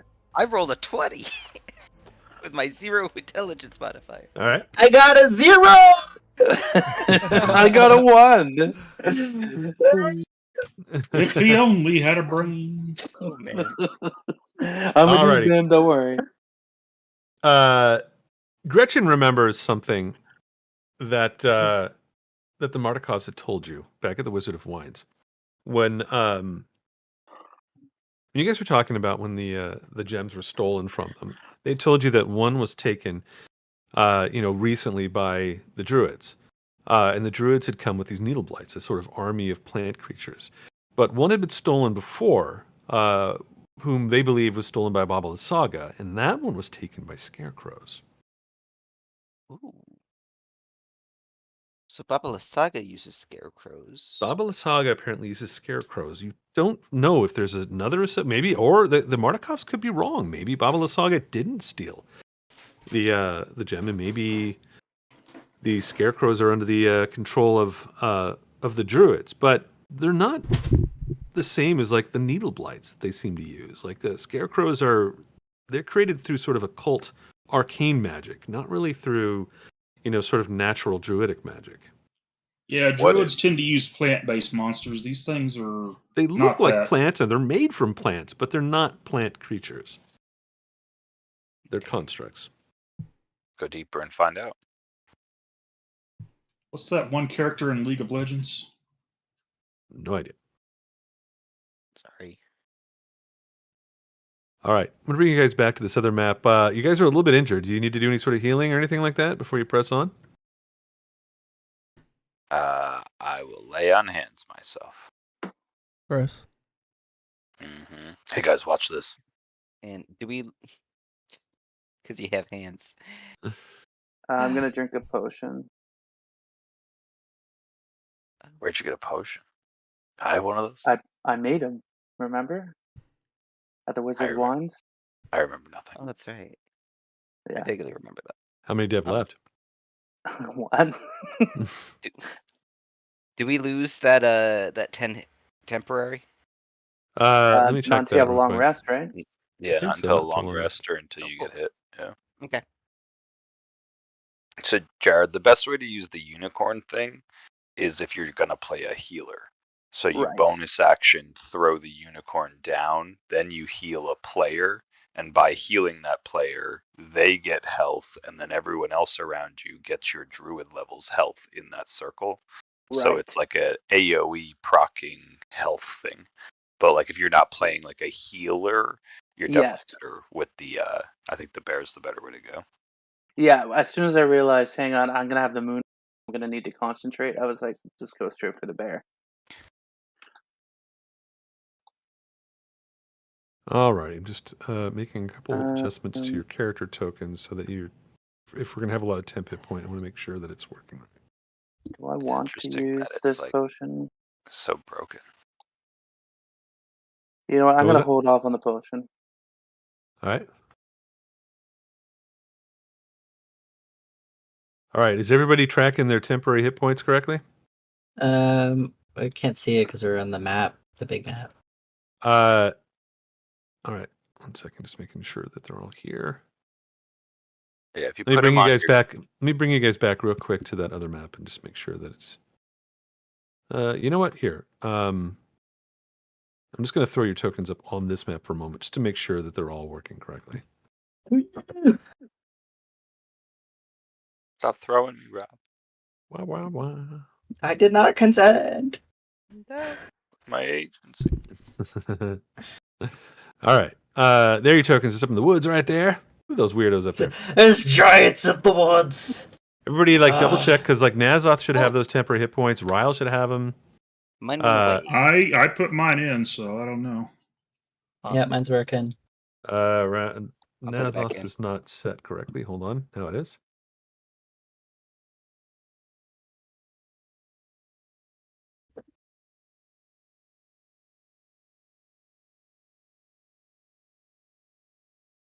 All right, let's fix all this. To make sure we're not trying to reset this every single time that we do it now. Riles is the only one that's not showing them. Riles, do you have those temporary hit points assigned? I think he put a message in, then he stepped away. Oh, did he? Yeah, but he'll be fine. He doesn't get hit anyway. He hates us. Oh no! All right, where were we here? Oh yes, let's go for some dark music. Can't hear you. It's so dark. So dark. Let's use. This will be good. Lucky, you good on your health? Is that correct? Yep. Does your temp HP work on the screen? Yeah, Riles, are you tracking temporary hit points on your character sheet? Yeah. You should have 10. Yeah, but it never seems to load on Roll20 for some reason. Huh. Can you juggle them real quick? Like drop it down by one and then put it back up? Yeah, I'll try that.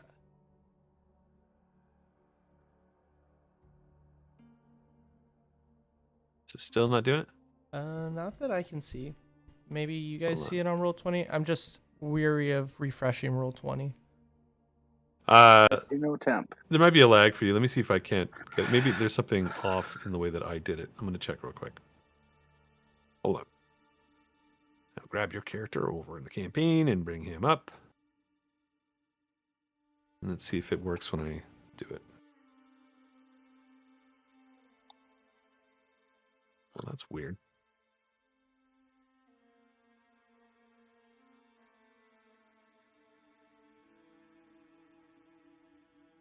The hit points are correct. Why are the temp not working?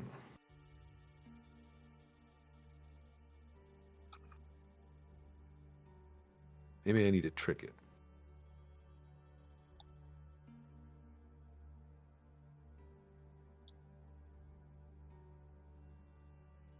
There we go. I think I had to kind of trick it with like having something fake on there first. Alrighty. You can get rid of all them. You guys. So did you heal yourself with by different means than a potion for Jareth? I did not heal myself at all. All right. So I'm still 31 out of 38 with 3 temp. Alrighty. Are we getting close to Yester Hill? Yeah, you are. You're climbing the hill at this moment. Like you are maybe Because I'd like to cast Pass about a Without mile Trace. away. Cast what? Pass Without Trace. That lasts an hour, right? Yeah, yeah, but you have to concentrate on it. All right. Yeah. No problem. You cast Pass Without Trace. Mark it off. You guys now have all sorts of bonuses to being sneaky. Are you planning to approach Yester Hill by stealth then, since this spell is up? I think we definitely should, because we don't know how many druids are there.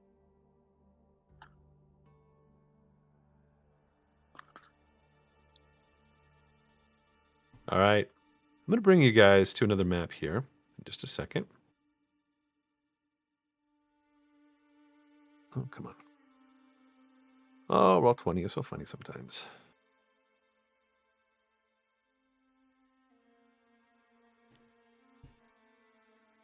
Yeah, you know what? Now that I think about it, stealth is definitely the approach here. We just got mobbed by a bunch of scarecrows. So I'm going to cast invisibility on myself. I could cast it on maybe one other person. Does anyone else feel like they need it? Anyone have really heavy armor? So you want to put in invisibility on some folks? I can cast it on one other person. That's all right. I'm loud either way. You're loud either way? Yeah, what's the difference? Like it's just because I'm I'm invisible doesn't mean I'm not loud. I guess Yeah, so. like- I guess it kind of helps a little bit, but yeah. I don't know. I said it doesn't. But if you want to give it like Nazoth or something to do like something menacing and evil, like Oh, I love that. Yeah. Okay. Now, Yeah. you want visibility? I don't really need it, but go ahead. Love it. Perfect. Invisibility. All right. Let's get a group stealth. Everybody roll stealth. Those that get advantage from the invisibility, don't forget to use that. And add in the +10 for Pass Without Trace.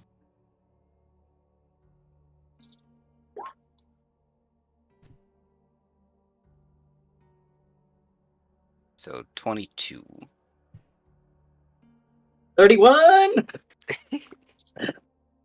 14. I took a short rest when I rolled.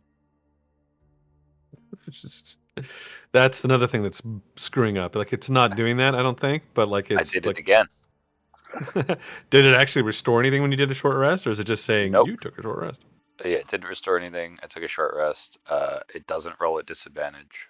So I got a 20 and then a 22, and then a 6. So you triple disadvantage if you want to use that. I don't know how that happens. All right, hold on 1 second here. Map is crazy.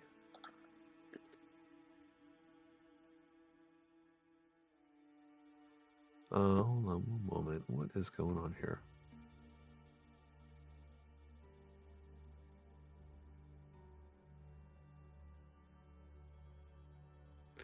All right, this is a big place that you're coming to. The map is going to be, the scale is not going to be perfectly accurate, but this is Yester Hill, bringing you guys to it. You are, what are your worst stealth rolls? Like the 14 and like the 16? I think that's probably what it is. And then everybody else is going to be up in like the 20s, so you're probably going to average up around like 20. You guys are going to be up the upper right-hand side of this map. It's a very big map. It's a little bit like the, I think we had one other, it's like Kresk almost, like how big this place seems to be. Each one of these squares here is like 50 feet. So like your tokens are not like the accurate size, but that's, if I shrink them down any further, then you get lost in the map. 50 feet. My Yeah, God. it's a big area. I could cross almost one of those in a full round. Nice. Yeah. Takes me a dash just to get there. I get close. I'm 5 feet short, but I'm close. I'd have to dash to get through one. If I dashed, I could do Right. Shh, do guys, almost stop. 2 of I them. get it. You're both fast. Shh. We're coming up on the hill. Druids are gonna hear us. My legs are really good for running. I know your hooves, but the druids are gonna hear us, and then they're gonna eat your hooves. No, I don't like that. No one's gonna eat anyone's hooves. I mean, probably. I mean, I don't know if they taste good. They don't have a lot of meat on them. It is They're very lunchtime. Okay, don't think about it. Don't eat my legs. I feel like bringing that up means you're gonna eat my legs. This hill is ridiculously high. It is very big. But you guys A long way see to go. from a distance as you approach Yester Hill, you're coming through the trail that's coming from the Wizards of Wine, and the woods here are thick. Trees are kind of tall. The mist is kind of hovering around the hill above. You can still see like sort of the silhouette of the hill rising above the trees as you come like down this sort of trail, and there are dark, ominous clouds kind of gathering high above. As you approach, you hear, well, you actually see first like a flash as you see this single bolt of lightning comes down from the clouds and it strikes the top of the hilltop. And a moment later, the sound of thunder washes over you. Right now, like what you can see is like this hilltop. You see the rough sort of outline of like a circle of stones at the top, and there are all these little gray things here. These little, like, they look like sort of like white trees, right? But they're not. These are piles of stone. They're cairns, like funeral cairns or like grave sites that like some folk use to bury their dead.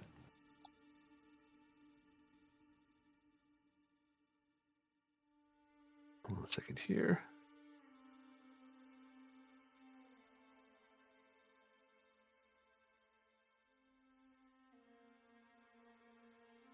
Alrighty.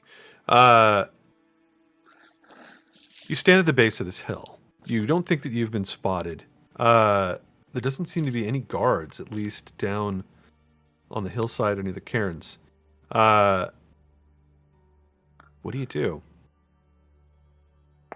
You'd be kind of out in the open if you climbed up towards the stones, but it seems like this hill is sort of circular, maybe goes around too.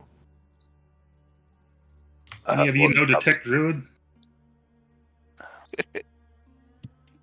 No, but I wild shape. That's a good point, Jareth. Go on out there and do Druid stuff. Get their attention. I think Approach I'm as a gonna. group and be ready, guys. Regardless Yeah, of 'cause how we get up there. We know we were gonna have to down these guys. There's no, diplomacy with these guys. We know from past experience. So I think I'm just gonna go ahead and get ready and jump into wild shape. Are we stealthy enough to move on the outside and come around the back of it? Like, I know it's all going to have a circular wall, right? But let's just say we came around the back and then tried to come up, like... You could circle through the trees. You could stay at the edge of the trees and go around the hill, maybe see what's around the back. Yeah, just, I mean, at least we're not approaching the front gate in which they might have a better defense, you know? Yeah. I think that's a good idea. Alright. So let's go south and around and try to come up the back of it, if we can, Rob. Alrighty, let's get another stealth check from everybody.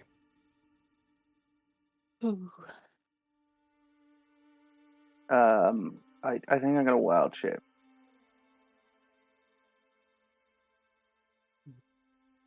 Another 22.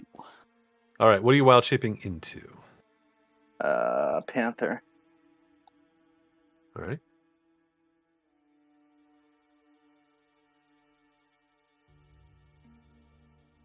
Can I ride on Jareth's back? Jareth, can I ride on your back? If Jareth wants you to. How big is the panther? Panthers have weak spines. Medium They're not beast. supposed to carry weight. Like, medium? Okay, that's probably too small. And I roll my Panther stealth, right? Yeah. I'm just so slow, guys. I'm like 5 feet behind everyone. I'm always in the back Right. of the group, and I'm terrified that I'm going to get attacked from the back. We'll work. We'll walk at I'd your like pace. to climb Yeah. up in the trees if possible. That's fine. You can do that. I think our lowest was a 20 this go around, Rob. Lowest was a 20, so that means that the average is going to be up around 25 or higher. You guys slip Well, I'm around. still concentrating, right? So we get the plus 10. Yeah, as long as you don't cast another spell that requires concentration, yeah, it's going to stay as is. Yeah, well, that's how we got the 20. Oh, okay. We're adding Yeah. that. Mm-hmm. I'm just happy I got a 33 then. Alrighty. Which way are you going? Move your tokens. Someone's gonna choose a Southbound, direction. southbound. We're going into the woods. Southbound. Alrighty. Here we go. Let's move you. Let's open this up real quick. You guys step off into the woods. I'm just going to bring you guys all the way around to the south. Get us. Dun, dun, dun, dun, dun, dun, dun, dun, dun, dun, dun, dun. Actually, I think I can open up most of this. Let's do it this way. Or Can't see into the circle really because it kind of blocks view. But once you get around to like south here, I'm going to put you kind of down in the bottom right-hand corner here. And I'll move you in a second. You can see that there seems to be a grove on the backside of the hill. Like lots of trees around maybe another larger tree that looks... You can't really get a good look at it from here. It's like a few 100 feet away. But there's a larger tree in the center of these that looks maybe a little bit diseased. Like there's no leaves on it. It's just branches that are completely bare. They reach up towards the sky like kind of black fingers. fireball that shit. Yeah. What the hell's that called again? Like the Goliath tree? The Goliath tree. You've heard of this. You remember? Yeah. The dude had that staff. I remember, yeah, the staff, yeah. I've had some kind of connection before I broke it. Yeah, you can see here at the south end of the hilltop, like there's this copse of trees and like this one sticking up the top. There are there you can see that there's also figures like these trees, these bushes and stuff like that that are around the center tree. Some of them seem to occasionally move on their own, and you realize that there are vine blights and needle blights and twig blights that are mixed in around the trees surrounding the center one. Yeah, that's what you see up there. Well, looks like there's some druids and some other things up there, guys. There are these are blights. These are like the needle blights that you can see on the edge. And let me throw in a few more here.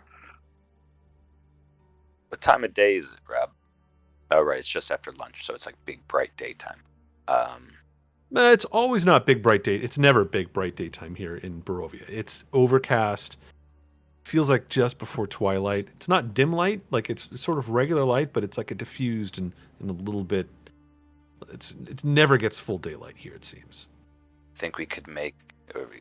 Garrison's gonna look at the group. You think we can make the second group of bushes or vines or whatever those are, before we get spotted? Let's get perception checks from everybody real quick.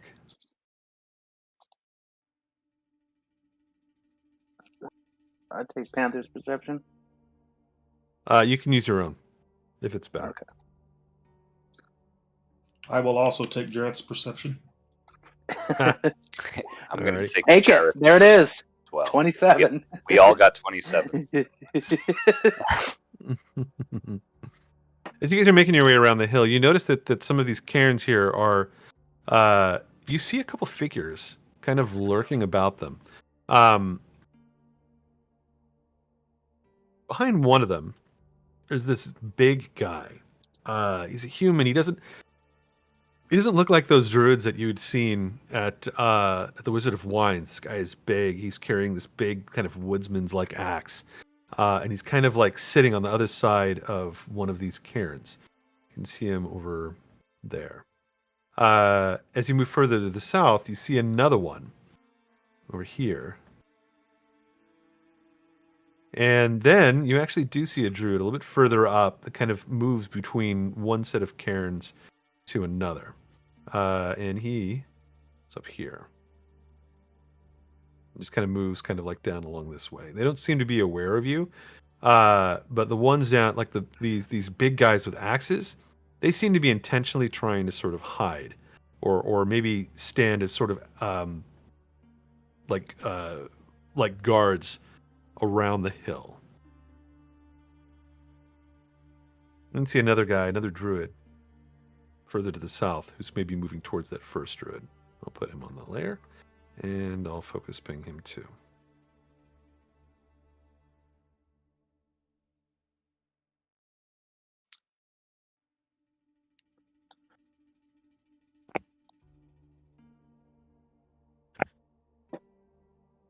So it seems as if there are some guards here. Druids, and then these other big guys, big humans. Alright, what do you think, guys? Most likely if we set anything off, it's gonna get everybody involved. Should we wait till nighttime, or should we just go in there blazing?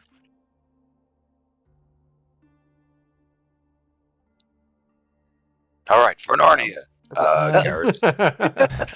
Garrison dashes A square, because that's as far as he can get. All right. I'm going to treat these as 50-foot squares. It's just ridiculous. Like, you guys are never going to get anywhere. Let's say that each one of these squares is... Let's treat them as like 20 feet instead. That way, each one of these individual sort of circles is about 10 feet, which means that you're kind of pretend that you're moving with like at half speed. Why don't we just, if we have to go into initiative, transition to a different map? I don't have one that's close like this. They're all spread out. No, that's how this place is. Count, like just count. It's a big area. Everything that's normally 30 yeah. is 60, or like if you just move at half speed. You guys can be here like at the edge of the woods too. I'm gonna move you guys up to the edge. Same thing with like spell distances. If it's actually 60 feet from us, it's 120. So. All right. So I think this is where you guys are, kind of like at the edge of the woods or whatnot. Let's go into initiative as Garrison breaks from the trees and charges the first guy. Do I at least get that going forward? Yeah, they have not seen you. See, this is like a surprise round as you guys move the first round. Like, they won't do anything until the next round. I'm going to put them into the initiative, though. Looks like I'm not doing anything till the next round either. All right. Guys there, and then we'll roll for the druid. Lucky. 1, 2, 3, 4, 5. We're missing who? Lucky? Lucky, yeah. Rouse, you with us? Yep. Sorry. Oh, I didn't click my guy. Damn it. Right. Oh, -5.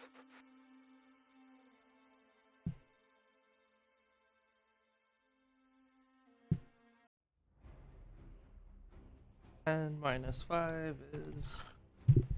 Minus. to do that. What did you roll the first time around, though? Because you used that. 10, right? Yeah. I'll get you. 10. And then done here. You're +4 in initiative, though, so you're going to be faster than Gretchen. The Mountain Man, he's got I believe, just a +1 on initiative. What is... Jareth, what's your initiative bonus? 2. And Garrison's a 3. Garrison is a 3. Alrighty. think we're all good here now. Bimothy, so Garrison starts running forward. Garrison, you can actually move up to here. Like, you're out of the trees at this point. But Bimothy, you can go now. You guys are kind of spread out. Do you want to be a little closer to each other, like here? Move you guys a little closer. I want to be behind Garrison in the tree. All right, Bimothy, what do you do?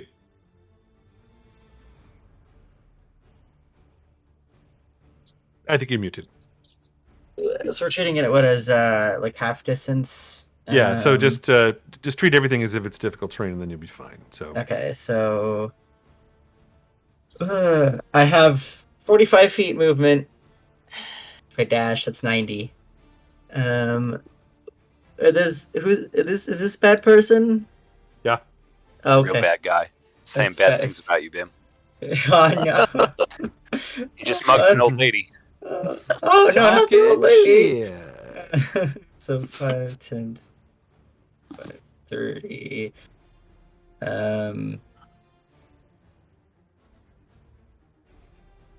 He doesn't recycle, Bim. Get him. No, not recycling. I gotta. Okay, I'm trying to think because I don't know if I can get up to them with movement and still attack. 5, 10, 15, 20, 25, 30, 35, 40, and then we'll dash. Or no. We'll bonus action. We'll panic. And then yeah, we'll dash the rest of the way up there. So I'll grow in size. Alrighty. I don't think we need to make any bigger on this map, but technically I'd be this size, yeah. I'll make you just a little bigger, just so we know that you're bigger. But we can also change my token as well too.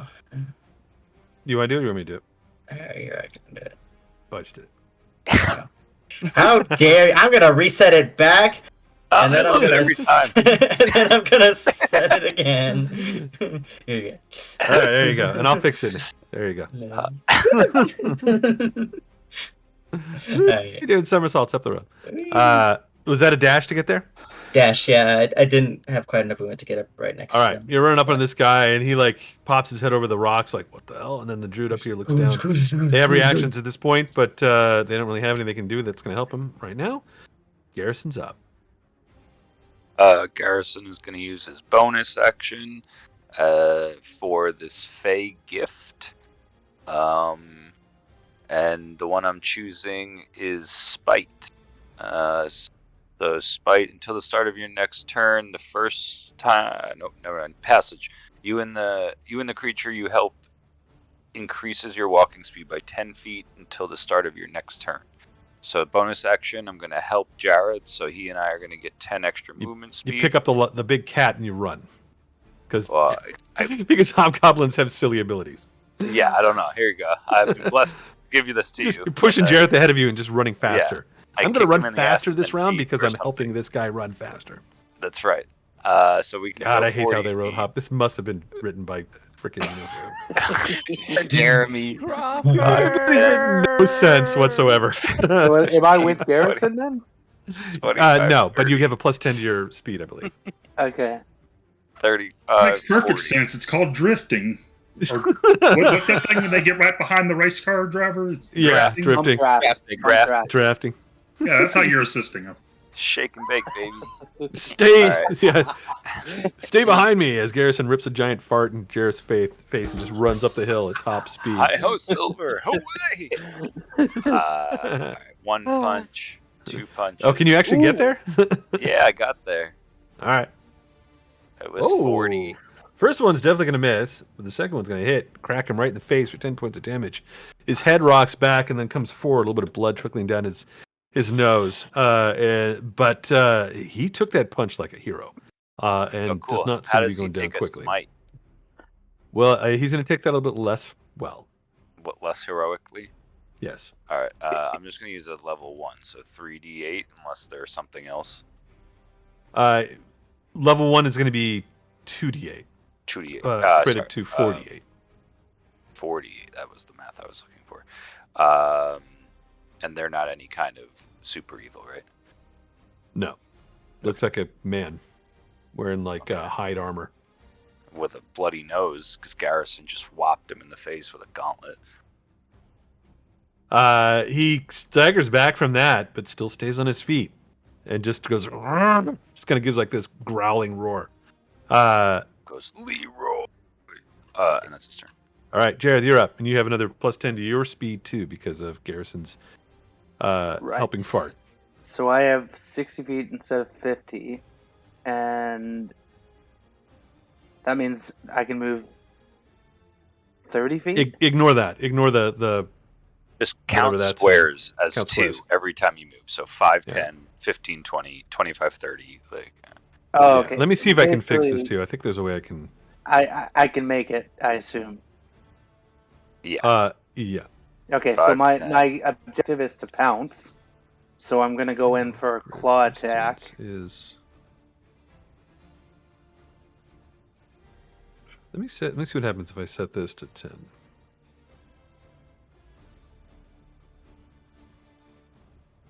Yeah, it should be right now, I think. Yeah. 20. Yeah, it's right now. Nice. So now the measuring tool is correct. Yeah. So you can easily get to him. You come running up, jump over the top of the rocks, and you can make a bite attack or whatever you got. Yeah, so I'm going to attempt pounce. So I need to first... You got to hit first, and then I think with the pounce a kicks claw attack. in. Yeah. That is a hit. 3 points of damage. So now I pounce. So I think it's a separate attack, right? If the Saving hits with a claw throw. attack, target must succeed on a DC 12 or be knocked prone. If it's prone, right. then I get my another attack. Alrighty. Fails the check and gets knocked over. Nice. And roll again because he's prone. You get to roll with advantage on that next one. You're going to hit, but you might crit. Nope, no crit. 5 more points. And now I got him prone. Hell yeah. That's Alrighty. He now has reactions and he's like, "Ow! What the fuck?" And then Riles is up. Golden Panther gotcha. Riles is going to let's see. Okay, so he'll move. He's just gonna dash 50 feet. Garrison, I think Garrison's within healing word distance. Yeah. Okay, he's gonna dash 50 feet and healing word Garrison. Alright. Get a new word of the week. Ah, shoot, I didn't think of one. Dingus. Yes. Dingus. Dingus. That's a word. Okay. Yep.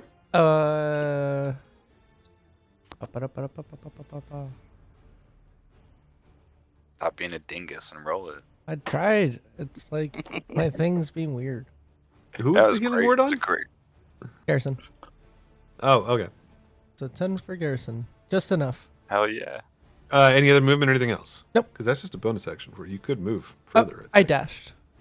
Oh, okay. 25 feet, so Alrighty. 50. That's as far as I can get. Gretchen's up. All right. Let's see. I'll move 30, and then that should put me within what 50 feet of the guy. The measuring tool should be correct now. So Yeah, 50.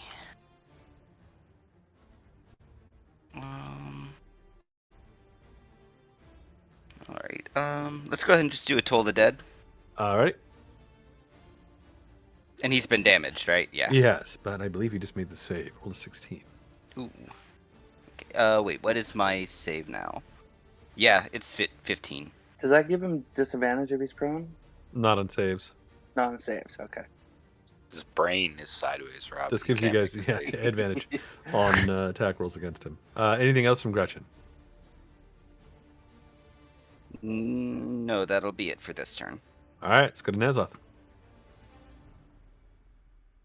All right, I'm just gonna dash my 60 feet up here, so I can be in range. Alrighty. And it's just a dash and that's it? Yeah, that's a dash. Alrighty. Are Riles and Nas still invisible? Riles I isn't anymore believe because so. he just cast a spell. Oh, really? You're not concentrating on it. Well, it's not a concentration spell, but does casting a spell make me not invisible? Invisibility is a concentration spell. No, but That's healing what it word was. isn't. No, but if you are invisible and you cast a spell, you lose the invisibility. It doesn't matter what the spell is. I always forget that. But Naz Nazoth is still invisible because Riles has not stopped concentrating. Nice. Yep. Should put a little mask on you. All right. Timothy. It's so big on him. It's so big because this map is so stupidly huge. I love it though. It's so funny.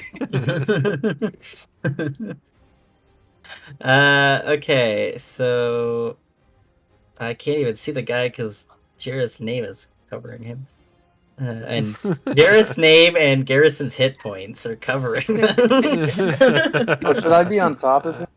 No, you're good. I'm like, who am I attacking? You're attacking this guy lying on the ground, right? Yeah, the guy Yeah, underneath the panther. Underneath, yeah, I know. It's just there's too much going on here. I know. It's hard when the temp hits point. You know. We did that. Just covers so much. Yeah. Here, he is here. He is here. All right, so I'll make 2 attacks with my advantage. With advantage? Yeah, he's prone, so you. Oh, he's prone. Oh, great. I got him on the ground, buddy. Okay. Got him prune. Got him prune. Prune.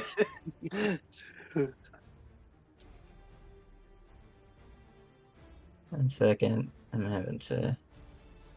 Now roll 20's being not fun. They're not letting you make the attack right. It's not letting me. It wasn't loading up the character sheet. And that's because they added demi-plane. They're like, demi-plane is connected to Roll20, so I have a feeling everything's gonna go fucking haywire because Roll20 is like held together by like threads, shoelaces. Yeah, like old Duct tape. shoelaces and bubble gum. Yeah. And now they just put Yeah, demi-plane. You know, and they're like probably trying to incorporate all that stuff. It's probably why D&D Beyond is all fucked up right now. Yeah, definitely. Yeah. Am I playing like another virtual tabletop? Demi-plane is like Demi-plane D&D does Beyond Pathfinder. for Pathfinder. Oh, gotcha. It's pretty. All right. So Is it pretty? One attack It's very with my longsword. Add 2 to that damage, 9 Nice. points. Nice. and then another attack. Keep hacking into this guy. He's just like he's just yelling, and he's still alive, even 10 after all these. more. Cool. And then Uh-huh. offhand attack. Add 2 to that. 5 more points. Just screams in defiance, and is still conscious, but like is suffering like a half a dozen wounds, and like his teeth have been knocked out. This guy looks like crazy to begin with. Like he looks like he's been living in nature. Like he's wearing like bear skins and like wraps on his feet. His axe is kind of like chipped and kind of weathered. And whatever this guy's made of, he's tough, and he has not gone down after all these assaults just yet. That's it for Bimothy. Now, that is it. the druid actually finally gets to go. And he gives out a wild cry, sort of like an animal. It's like, "Ay!" And you see this other dude over here start crying out as well. From behind some stones to the south, another one of these big dudes steps up to see what's going on. He doesn't go just yet, though. And these 2 druids will act now. This guy's going to move closer by 30 feet. The one up here. Let's see. What's he going to do? How far does that go? Probably not very far.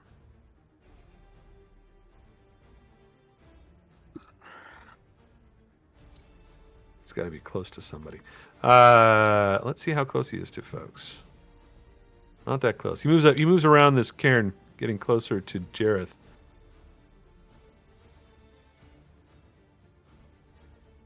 And as he does, He raises his hand. He casts a spell, a produce flame spell. Flame appears in his hands, and he hurls it down the hill towards Jareth, who's the closest person for him to strike at. AC 21. Yep. And this will do fire damage, 6 points of fire damage as it blasts into your hide. The other druid has moved 30 feet as well, and he then casts a spell himself, and you see his skin start turning into like bark as he protects himself. Then we go to Garrison. You said the homie on the ground is still up, right? Yeah, he's still alive, but Yep. he looks really fucked up. Alright, I'm gonna try to get him. So let me bring up my punchies on my character sheet. Alrighty, I wonder if I can roll advantage. I don't know how to do that on this, but I'll just click it twice. Alright, first attack, 2 hits. 1, 2. That is a hit. 10 The second points. one. That brings him down. He drops got after that. Finally, you just punch him one more time, and he just goes out. Hell yeah. That's number 1. And then he goes 5, 10, 15, 20 to this one. Mhm. And takes his second attack. Let me bring this character sheet back up. Da da da da. Punch once. And then how'd I do? So many things open. 15, does that hit a druid? That hits. 7 points. You punch this guy. Cool. And then what do you think, guys? Do I smite or shield of fate? Smite. Smite. Alright, shield of fate it is. Alright. So now my AC is a 18, and that's my turn. Alrighty. Jareth is up. Right. Let's see. As I'm still on top of him, I assume I'm just gonna for another. He's already down. Yeah. So I'm just gonna give him a bite with advantage. Guys, I'll be right back since it's a little while before my turn. He's Are you dead. trying to? This guy's dead already. He's down. I killed him. He's unconscious. Right. Okay. Kill him Then Are I'm you again. gonna just trying to kill him or attempt something? Double Make sure he kill doesn't get back up. Sorry. I'm fine. Ignore that. I'm going to attempt to pounce on the druid near Garrison. All right, you can easily get to him, and pounce on a 13 is going to hit. 6 points of damage, and then he's going to roll a strength check or eat shit. Get him. Get him, Gold Gat. He managed to stay on his feet, though, unfortunately. Yeah. And that puts you right there. And that's it, because I can't attack again now. Alrighty, mountain men go. One of them's down, but there's 2 others, one to the north, one to the south, and they start charging in your direction. 60 feet, I think they move. Let me check their speed. Yep, they have a speed of 30. Okay, charges that way, 60 feet, and the guy to the north charges down this way, 60 feet as well. Leave there. And they're just giving berserker-like cries of rage. Riles is up. Okay. Can Riles does lighting a torch take an action? Yes, it does. Okay. I don't think I can dash and do this, and I'll have to do it over here. All right. So what Riles is doing is he's running, and he is lighting a torch. He's not dashing. He's just running, and he All is putting the torch like at the edge of the forest here, right at the brim, and he's keeping an eye on this guy, and he's looking at how far back he can move. All right. Every single one of these berserkers, like they're just shouting like battle cries. Another one down here is kind of also like coming around the side of the hill, and he's also crying out. And you hear like a couple of other cries kind of around the back of the hill, like sort of this alarm is being raised in sort of a circle. It's a pretty big hill, but if reinforcements come, it's probably going to take them a little bit of time to get here.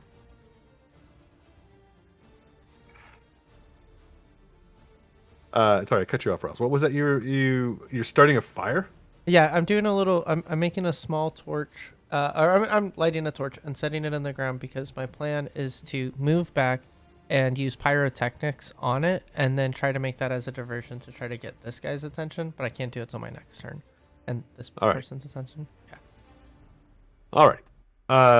Okay. Torch being lit. Yeah. I mean, do you want to yell out at him too and try to grab like verbally get his attention while you're doing this? I'd preferably be 60 feet away from the thing that I'm trying to get his attention with. Okay. All right. So you don't want him running towards you just yet. Exactly. I want him moving towards something else that's not me, and I'm sneaky while he is doing that. Okay. Yeah. All right. Let's go to Gretchen. All right.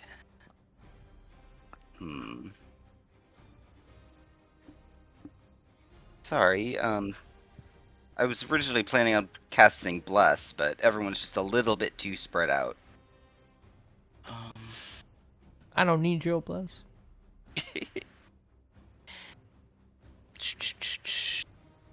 Oh boy. And then my other thought was to guiding bolt the guy Ryle's just provoked, and I don't really want to mess with that.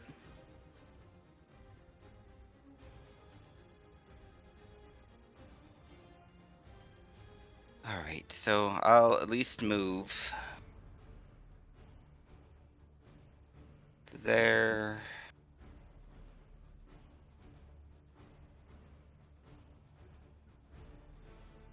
And then the druid that's 50 feet away, I'll go ahead and do Toll the Dead on.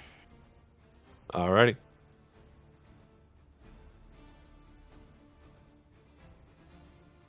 And he passes it. Ooh. Rolls a dirty 20. All right. That's it for Gretchen? That's it. All right. Throw your spell at this guy, and he just see him just wince and just concentrate and throw off the magic before it can harm him. Nazoth, you're up. And you're still invisible, just to let you know.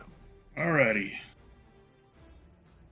We may have erred by all these bad guys. I am going to move. I can move 30 feet, so I'm going to try and squeeze my way over here. And where's my ruler? Okay, okay, so they're all in range of my Eldritch Blast.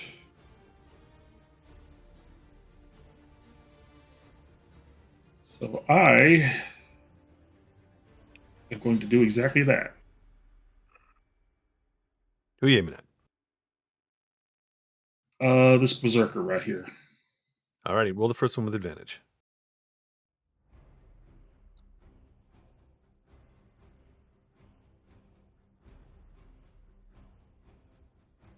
That hits, just barely. As you pop out of nowhere.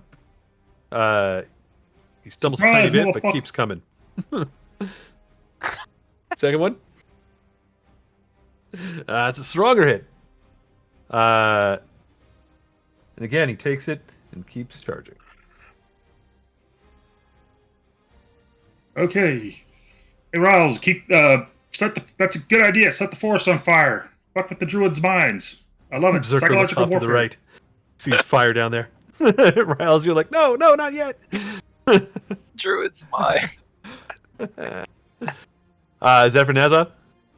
Yep, that's all I can do. All right, Bimothy. Okie doke. All right. Wait. All right. So I'm gonna move over here.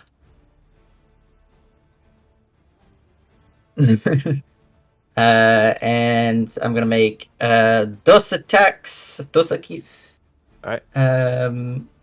On that Bimothy might be the most interesting man in the world. He is the most scared man in the world. Alright. This is not with advantage, right? No, he's not Okay. prone. Yeah, not prone. As a hit, 9, 10, 11 points of damage. Mm-hmm. Ouch. And then another attack, second attack. That hits and 12 takes him points. down. Nice! Yeah. It's been a little while since you guys fought these druids before. You guys have learned a few tricks. Hit them. Hit them harder. Hit them harder and faster. Yep. And that's gonna be my turn. Alrighty.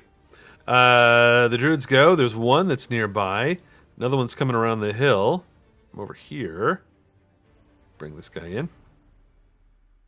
Coming around the mountain when he comes. He's gonna move. He's gonna move kind of up the mountain, I think, this way. From there. The other one is gonna move in 30 feet. There. Wait, is he gonna move there? I don't know. Maybe he'll go somewhere else. Ah, he's gonna turn upside down.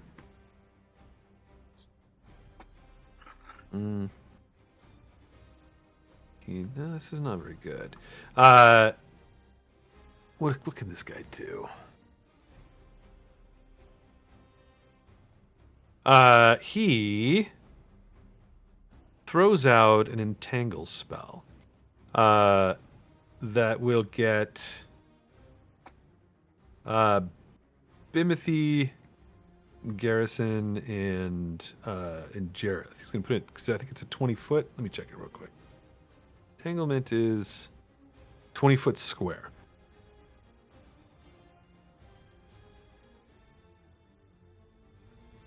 And we'll use this. Yeah, you know what? Yeah, that sounds good. Get the most people he can.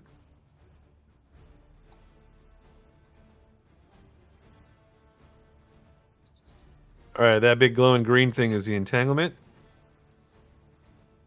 I think you gotta check on your turn rather than right now. Entangle. Let's see. Creature in the area when you cast the spell is to make a strength saving throw or be restrained. Alright, Bimothy, Garrison, and Jareth need to make strength saving throws, I think, right now. DC is 12. Strength saving throw for the team.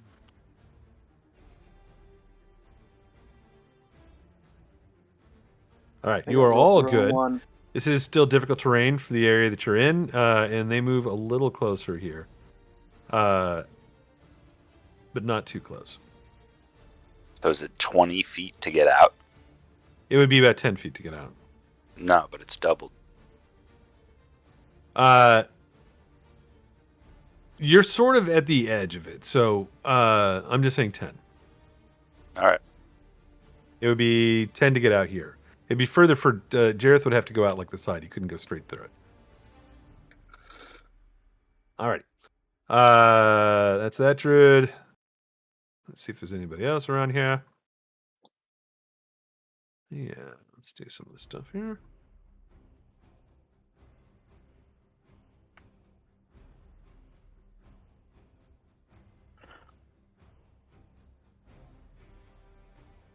Alright, hold on. Let's make sure everyone is counted for.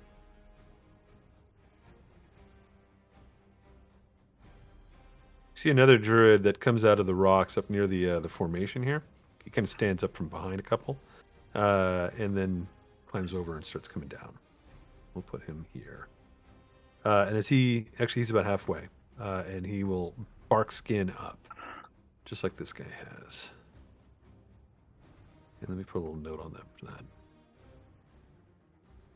We'll use that for bark skin.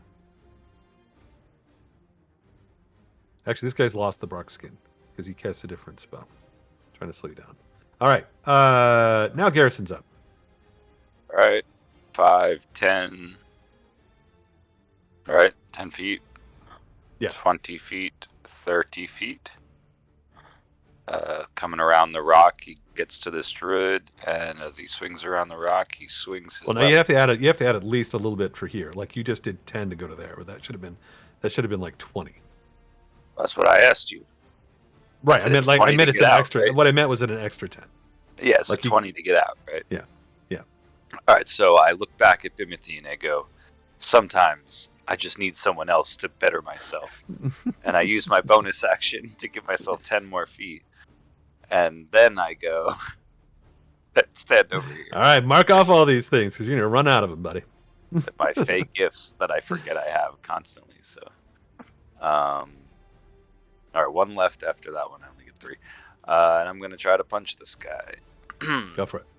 So he comes swinging around, left hip, and then left foot. Hiya! Oh no, I gotta go on my other character sheet. Oh, hold on, guys. Oh, scrolling. Punch. Punch. How'd I do? The first one will miss, second one will hit. 6 points of damage. Nice. Alright. And let's see if he holds on to his spell.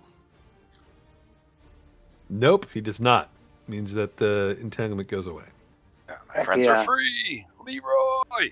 Alright, and that's his turn. Alright. Then we go to Jareth. This guy just did the stupidest thing a druid could do. Just enough speed. I'm going to attempt to pounce this guy as well, so I'll come in with the claw attack. Alrighty. That's going to miss. That's all I can do. Alrighty. The mountain men go at this point. This guy here charges at Garrison up the hill, raises his axe, and gives a berserk cry. He goes, reckless! Ah! And misses terribly. 8. The other guy comes running down this way. 60 feet. Closing in behind Nazloth and everybody else. What was that? The guy doesn't even have a second attack? No, he doesn't. Yeah, come on, He's buddy. just got a lot of hit points, and he can roll with advantage. Alrighty, let's see who else is around here. It's that guy, and there's another berserker coming up this way. And let's go to Riles. Okay, so Riles is going to run back like 25 feet to like here, and he's going to cast Pyrotechnics on his torch. All right.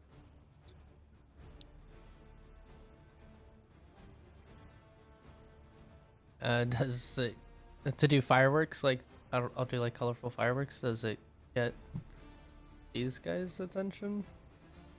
I feel like timing was maybe off on that plan. It's a little off because he ran the other way. Like how? What is it supposed to do? Like they'll see like fire flying in the woods and you running away, but they're already sort of engaged in combat. Like the spell itself is not going to force them to turn around and go, right? I know. Yeah. No.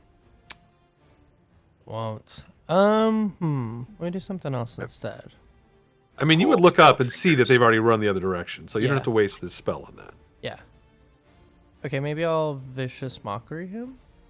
60 feet. Are you within range? No. No one within range. I mean, you have a lit torch. You want to just take it with you? Yeah, I'll just. Okay, I'm just carrying a lit torch. Throw it out the window on the side of the highway. It's just. But no, I don't think I guess I'll maybe ready pyrotechnics. Yeah, I don't have a good plan here for what to do, but I don't just want to run out because I don't have that many spell slots, and I want to be ready to come back and save you guys with healing word when you might want to get closer. Down. Some of them are like outside of healing word range at this point. I know. Yeah, but I kind of appreciate that I'm hidden and sneaky right now. Okay. Yeah. So, except you have a flaming torch with you. I guess I do have that. Don't worry, it doesn't have a shadow. Every single one of them on the hill is like, he's trying to burn down the forest! And like everything just goes after Riles. That would be good. And he's just running. All right, so that's it. Riles is not really sure what to do. They got this torch. Yeah, he's they got a plan. He's sitting down and he's like trying to think of a good joke to say when he saves everyone's ass when they're all down. All right, let's go to Gretchen.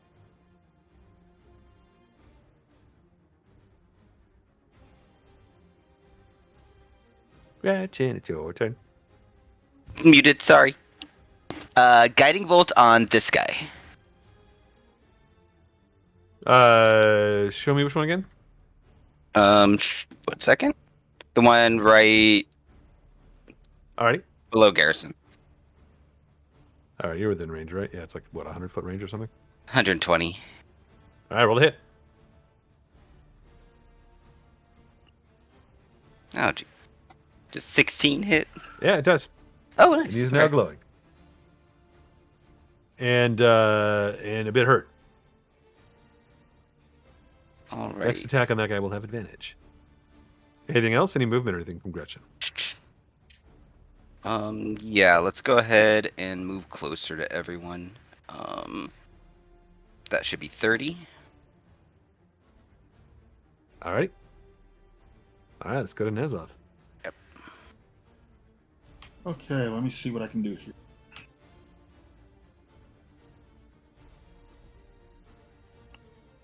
Where am I? Oh, I'm buried under all this. Okay. Ugh. Yeah, you're right next Sorry. to Gretchen. Yeah, I guess I'll just keep casting Eldritch Blast at these guys, but the guy right south of Garrison here. Alrighty. Get advantage on the first one. Yep. I do? Yeah. Well, Which that's you'll a very need, good because that's a thing. fumble. Roll again. Oh. All right, just disregard the damage on this one. All right, it's a hit. 12 points. He's still standing. The 19 is a hit. Another 11 points, and still standing. Will you die already? Jesus Christ. Ah! That's about I it love for me. trees. I think I'm going to try and move a little closer because I'm going to need to start moving that way eventually. And that'll All be right. it. Timothy's up. All right.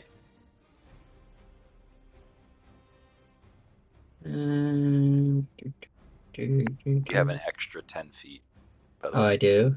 Yeah. Yeah. 55 movement speed! Jesus Christ. My hit points match my movement speed. Oh, dear God. That was fun. I miss Flet. My Heron Gone moved like that. Yeah. Oh, Yeah, your monk got super fast, didn't it, by the end? Yep. Yeah, I think we ended at like 55, 50 or 55. Nice. Now, if anyone ends up having haste, oh boy. I mean, if you wanted, I could start preparing it. No, we're good. I'm just joking. But hey, I don't know why I would need that much speed, but it's an option. Is that the Grave Cleric bonus spell's haste? I think it's on the cleric bonus, isn't it?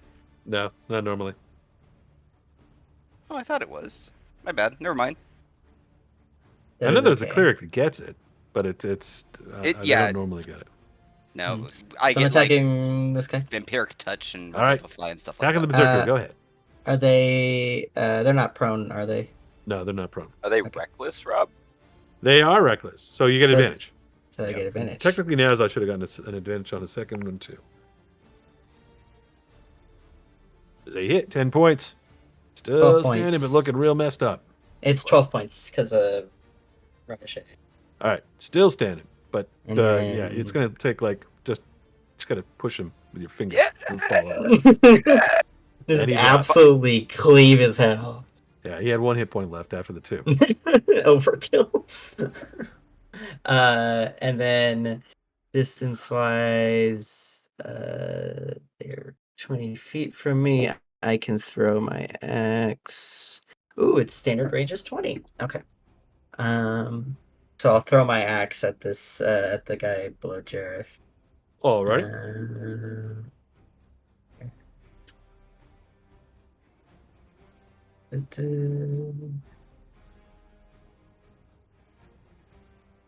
And then this is not with advantage. Not with advantage. He's just And hand axe. and that will miss.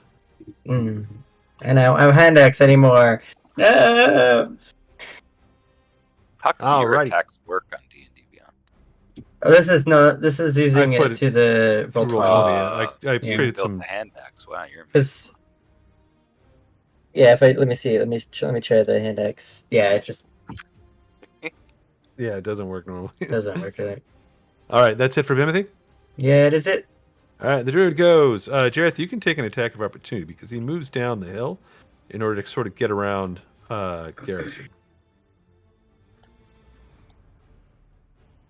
All right, you hit him for 6 points. It's not concentrating, I think, so it's nothing for him to lose at this point. But as he comes around Garrison, he turns and he blasts up to the north with a thunder wave. So I'm going to need a Constitution saving throw from both Garrison and from Jareth. So, do I just roll straight up with the Panthers? Yeah, you got to roll the Panthers, I think. Yeah, because there's no saving throws for the Panthers. It's just the actual stats. Mental stats you keep. Physical stats you use the creature. Mental I keep. Okay, so I can roll my actual con. No, if it's mental, no, like con is not mental. Yeah, it's it says physical. All right. All right, the damage the is DC... 20 points. The DC is 12. Ooh, hold on. You're gonna love this one. Oh, I'm gonna fucking hate this one. Fortune from the many. Oh. You can use as many times equal to proficiency bonus. Mm-hmm. Oh, that's... And there are within 30 feet. This is another one I hate. I fucking hate hobgoblins. I'm not going to allow them anymore. Man. I don't think.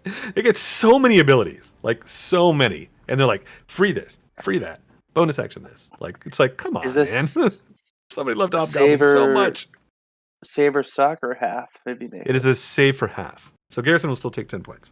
Nice. But he'll make the save. Okay, so 10 points. Because he's got Fortune of the many abilities. So I'll take 10 as well? No, you're going to... with made it? 14. Did you... Oh, yeah, you made the save? Yes. So, yeah, you'll take 10 too. Okay. Oh, but then looks like Garrison's going to lose his shield. Yeah, I failed the con save for the shield. You don't want to use Fortune of the Many on that? Yeah. Ooh, I almost got knocked out of Panther.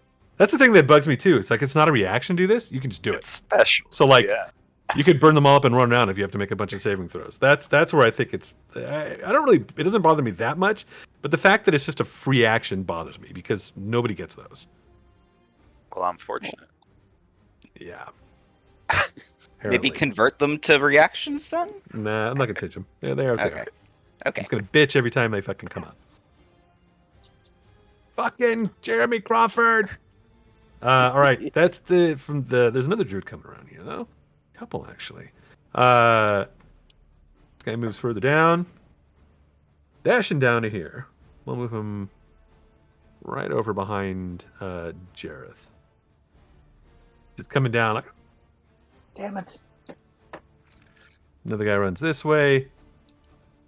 These guys have this guy actually is going to do something different, I think. Is this a concentration? It is not. He'll move 40 feet. He's going to cast Long Strider and go this way.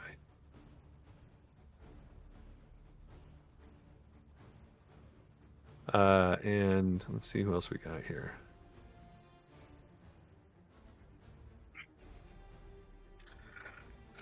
None of them are close enough to attack with anything. It's just this one guy's just charging up on Jareth like a crazy person. And the other one is moving closer. Alright, then we go to Garrison. Alright, Garrison is going to punch the druid to the south of him. Character sheet on roll 20. Punch. Once, twice. Ooh. How'd I do? 2 24s. 2 hits. Nice. Bonus action. I think this guy might be unconscious. Let me check. You did 15 points, and that's what he had. He drops. Got him. Okay. Then I will scroll out. Check out my perips. I'm going to move to try to help Jareth out. 5, 10, 15, 20, 25, 30. Then bonus action, last first level spell, throw up another Shield of Faith. All right. I took a long rest on my character sheet. Nice. All right, Jareth, you're up. Damn, I really want to give this a pounce, but I can't without doing an attack for opportunity on myself, so I'll just come in and attempt to bite.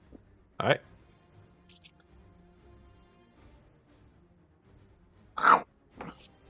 That is a hit. 8 points of damage.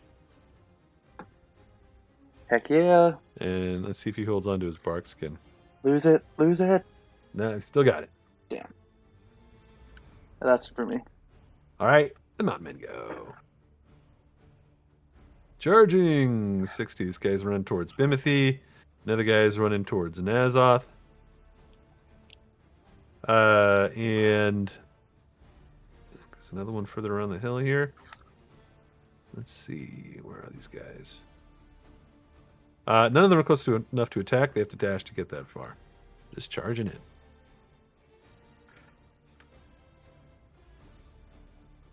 That.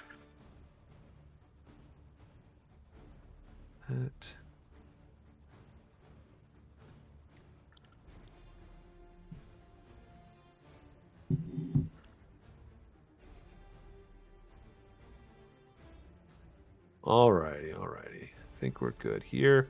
See a couple of guys to the north here, kind of cresting the top of the hill near the front of the ruins. It's like a druid and berserker right behind him. Another druid has kind of appeared over near the Gothias tree, and that's about it for right now. All right, Rouse is up. Okay, so Rouse has been sitting, staring, kind of twiddling his thumbs and being like, how can I help? And he's like, oh yeah, a crossbow. So he pulls out his crossbow, and then he shoots at this guy, which I believe is in range, because on my character sheet it says crossbow range is 300 feet. Is that right? That's long range. You'll have disadvantage, I think, after 80. So if you move closer by about 20 feet, you'll be within range, I think. But then there should be two different ranges. There should be like an 80 and like a 300 or something. Would I lose my somewhat hidden privilege that I have at the moment? I'll let you roll a stealth check. Okay. Because you have to kind of move out of the trees a little bit, but he's not really paying attention to you. Okay. Oh. Yeah, he does not see you coming, so you can roll with advantage. So I can move up, roll with advantage, and then maybe move back? I don't know if I have that much. Yeah. Okay. Well, and you can move back a little bit. I think you had to move about 20 feet to get there, which means you only have be able to move back a little bit. Okay.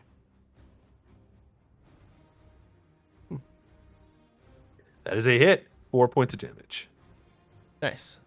And it's more meant to antagonize him, and then maybe he just barely sees Rouse at the foot of the woods. Yeah, he's shot. He looks over. He just sees you right at the edge. Yeah, but he's got a big Bimothy to fight in front of him. Yeah. You're safe for now. That's it for Rouse? Yep. All right, let's go to Gretchen. All right. Let's see what we got.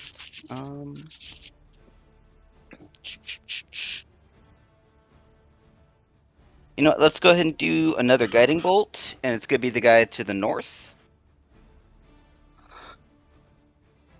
All right. That is a hit. 15 points of damage, and now he's glowing. All right, and then I'm going to just move in front of him.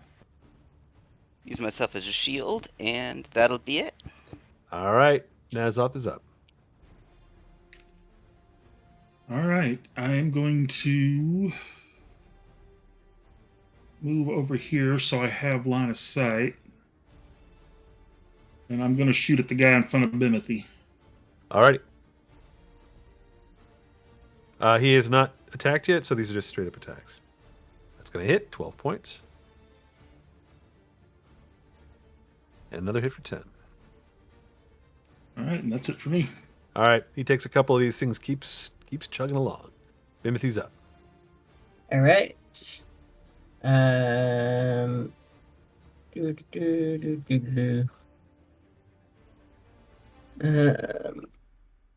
Is it? Are they directly next to me, or are they just a small distance away? I think they're just like 1 square away, like 10 feet maybe. Okay, so they're not within. I guess what I would say is like they're not within 5 feet of me because their reach. I don't know. I'm assuming their reach is 5. But all right, I'm going to quickly go up here. They're not within melee of you, so you could move away. Yeah, that's what I'm trying to figure out because I want to try and go back and real quick. No,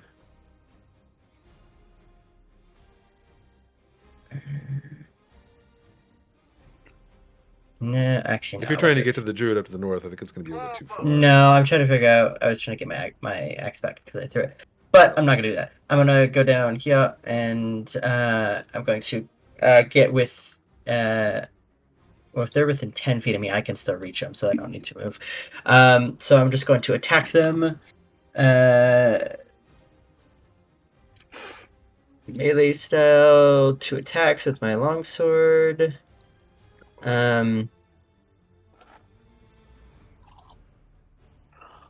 That's going to be yep.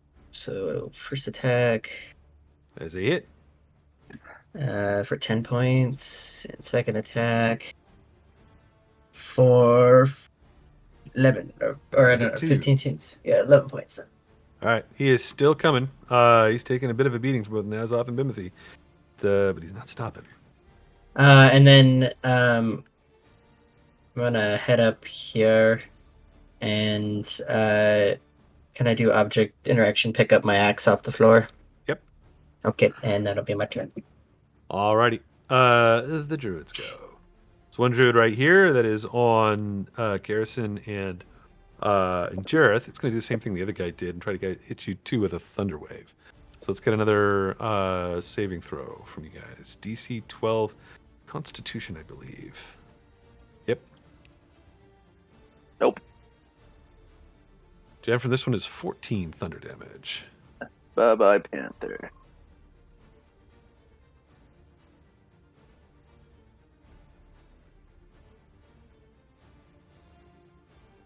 Brian, you there? You'll need a con save. save. Sorry, con save. You make it. You'll take half that, 7 points. And then another con save. Still holding your shield this time. Yay! The other druids who are closing on this see that you guys are walloping these folks, and they start moving kind of up the hill this way. Like they're gathering.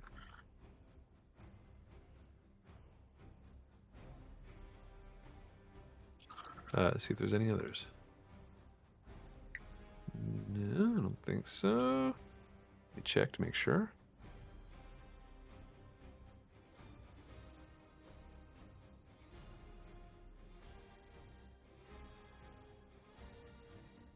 Oh, there's another one hiding over here. I knew there was one more. He's only at the top of the hill. Alrighty. Some druids moving about. There's only one that's near you that took an attack. Then we go to Garrison. So Garrison looks up the hill, looks back at his group, and he's like, "Are we charging this whole place? Looks like there's a lot of them." Jareth got knocked back 10 feet too because of the failed save. Oh damn. And I'm gonna strike twice.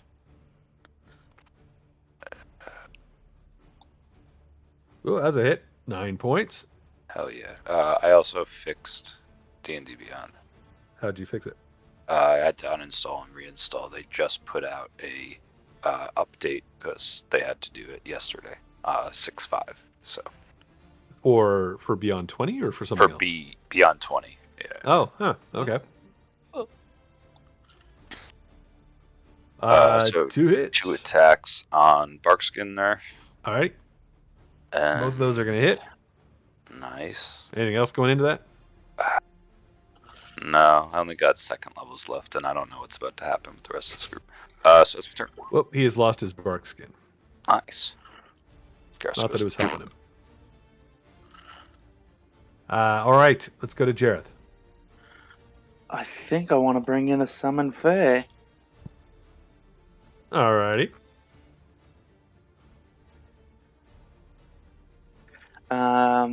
He's going to be. Let's see.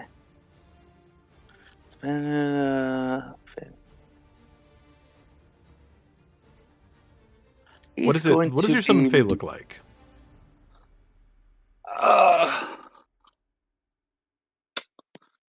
He looks like a. Like, is it like a werewolf pixie or a sprite or something? Can he look like a werewolf? Werewolves are not Fae. Yeah, I know. Plus, you're stepping on some intellectual property of Curse of Strahd. So it's got to be some type of Fae. Well, I mean, it says. I know. Hell. Remember, because I used it before. Let's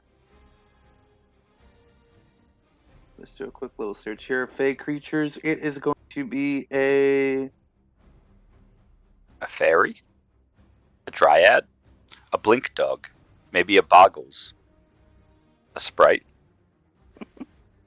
Let's have it look like It a could be a hag for satyr. fun. All right. A hag, yeah. It could make it little Vimothy. We could call him and- LB. He's going to be mirthful. So the Fae can force one creature it sees within 10 feet of it to make a wisdom saving throw against your spell save DC. Unless the save succeeds, the target is charmed by you and the Fae for 1 minute or until it takes damage. So it's a happy hag. Yeah, pretty much. Let's here we go. I'm gonna use Bavlorna. I'm gonna give you a little control over them. Yeah, right there. Even multiverse Jareth misses Bavlorna. Jesus. Weird frog-looking hag shows up on a lily pad, starts flying around. Okay, so before I take Bavlorna's turn, I'm going to use my bonus action to heal up. Heal up with what? Shoot, no, I can't because that's a spell slot. Damn it. Yeah. Okay, let's just go to her turn. So she gets a multi-attack. I think at your level she only gets one because they have to be cast. I think at level 4 before they get 2 attacks. Because they get a number of attacks equal to half the level of the spell used to summon them in. That's right. Okay, so I'm just going to do a short sword attack. So Babylon is gonna attempt to get this thing, and that's It's a spell attack. That was the damage. You need to roll like the spell attack. D20 plus whatever your spell attack is. A 10 is not going to hit. Okay. Comes in, tries to stab, but misses. Well, it's going to use the bonus action. Mirthful. Okay. So you need to make a DC 15 Wisdom saving throw. Alrighty. They fail. So that creature is now charmed by me and the Fae for a minute or until it takes damage. All right. It dodges this sword and looks up, and then there's like this poof of glitter or something, and its eyes kind of go sparkly, and it's like, friend, help us against these evil doers. God damn. That's it for me. All right, the mountain men go. This berserker chases. Actually, Nazaz's real close. He's gonna go for the squish. It charges Timothy's right Nazaz. there. I know, but you're closer, and you're not wearing armor. The other one's gonna go after Gretchen. Okay. Nazaz first. Take that. Just 4 points of damage. Wings you for 4. Where'd the other ones go? The other ones are moving up. Another one that Still comes around have the 10 hit side. points, right? Ye should. All right. Another berserker comes around the hill to the south. Another one from the north here, but it's staying with the druid. And then there's one more over in the darkness here. That shows up there. And then there's the one that's on Gretchen. We'll have to make an attack. AC 22 to hit Gretchen. That hits. 13 points as it brings his axe around, his tacks right down. Right. Right in your armor, enough to bruise you for 13 points. Right. Temp bait takes most of that, luckily. Alrighty, and I think... Like, that barely hurt. Alrighty. We'll just go for... We'll go until the druids come up again. Riles, you're up. Okay, so Riles is going to run again, I guess. And crossbow. Well, no. No, he's just going to take the disadvantage and crossbow from here. He's going to snipe from the woods. Alrighty. All right. How do you do disadvantage? Is it alt? You should, if you hold the button, it should show you a plus or a minus. Yeah, control. Oh, there we go. 12. 12. Who was that at? The berserker? Yeah, this guy. Technically, actually, he was raging, so he would have been straight up, which means it would have been the 15, not the 12. You wouldn't have had disadvantage because of range. Which means you'll hit for 8 points of damage. Yeah, suck it. Not you, Rob. The berserker, obviously. It's all right. I'll suck it. I'll suck it up. No, I meant you, Rob. Like... Yeah, no. Next time, though, Rob, you're on thin ice, Rob. Just so you know. No, that's it for Rouse. Maybe actually he's gonna move up a little bit, but that's it. All right. Yeah. Then Maybe we go actually to you can suck it, Rob. Suck it. Dang it. I'm already sucking. These guys are getting their asses kicked. Gretchen's up. All right. Let's see. Running out of spells already. Yay!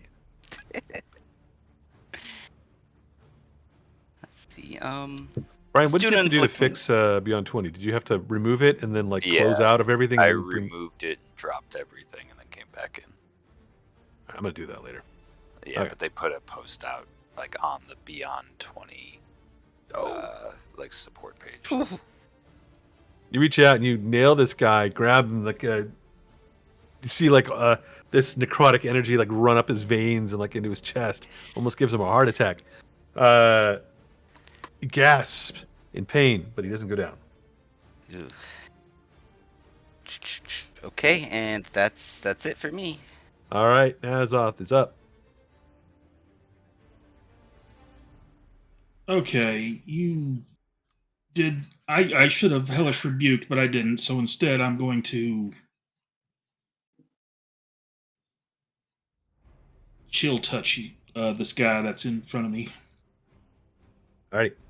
And fail it spectacularly. Okay. Go. You can roll again though. He was reckless against you, so you have advantage on the attack, which is going to hit and do 9 points of damage. He's still standing after that though. Yeah, I'm not going to move. All right, Timothy. All right, attack against the guy in front of Nazoth. First attack. One-handed. This is against the berserker. The guy. Yeah. Oh, I guess it's also at advantage. Yeah. Yeah. Okay, so I'll just roll to hit. That is a hit. So 11 damage, one-handed. Alrighty. He's starting to show some injuries here. Slow it down. Right. Second attack.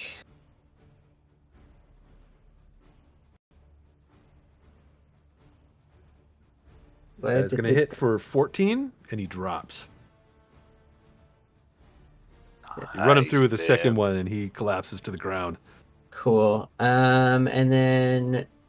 Wait, is this an enemy? Oh, where? It's right here. No, that's my. Oh, that's your. Okay. It's like, Yeah. what the hell is yes, that? Yes, it's an enemy. Yes, it's an enemy. It appeared out of nowhere, and you heard it just say to the druid, Actually, I'm a. You would have seen me cast something and it appeared, right? Yeah, but it seems to be allied with the druid. Yeah, I mean, you're a druid as well. It's kind of hard to tell. Also, Timothy's not that smart. I'm gonna make a wisdom check. All right, you're lucky. You might know. You're lucky. You might know. Wisdom -1, baby. All right. Maybe it was the brief moment where it tried to stab the druid in the back, and then a moment later blew some dust in its face and said, "Be friends." Okay. Offhand attack, attacking the druid. There with my hand up.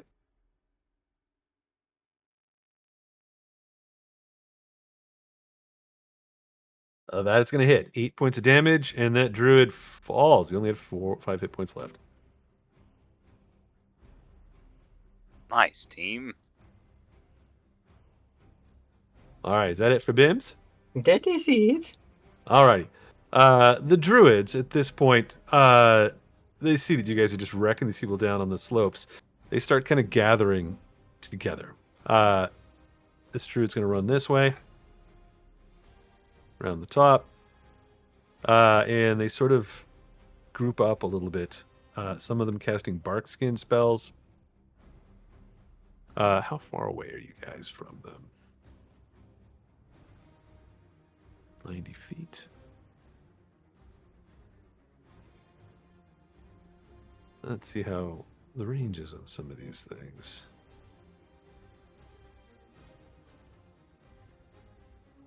Alrighty. Okay, alright. We'll do this. These guys moves back a little bit. This one kind of moves. We'll stay here. That one's going to stay there. Another one moves forward to there.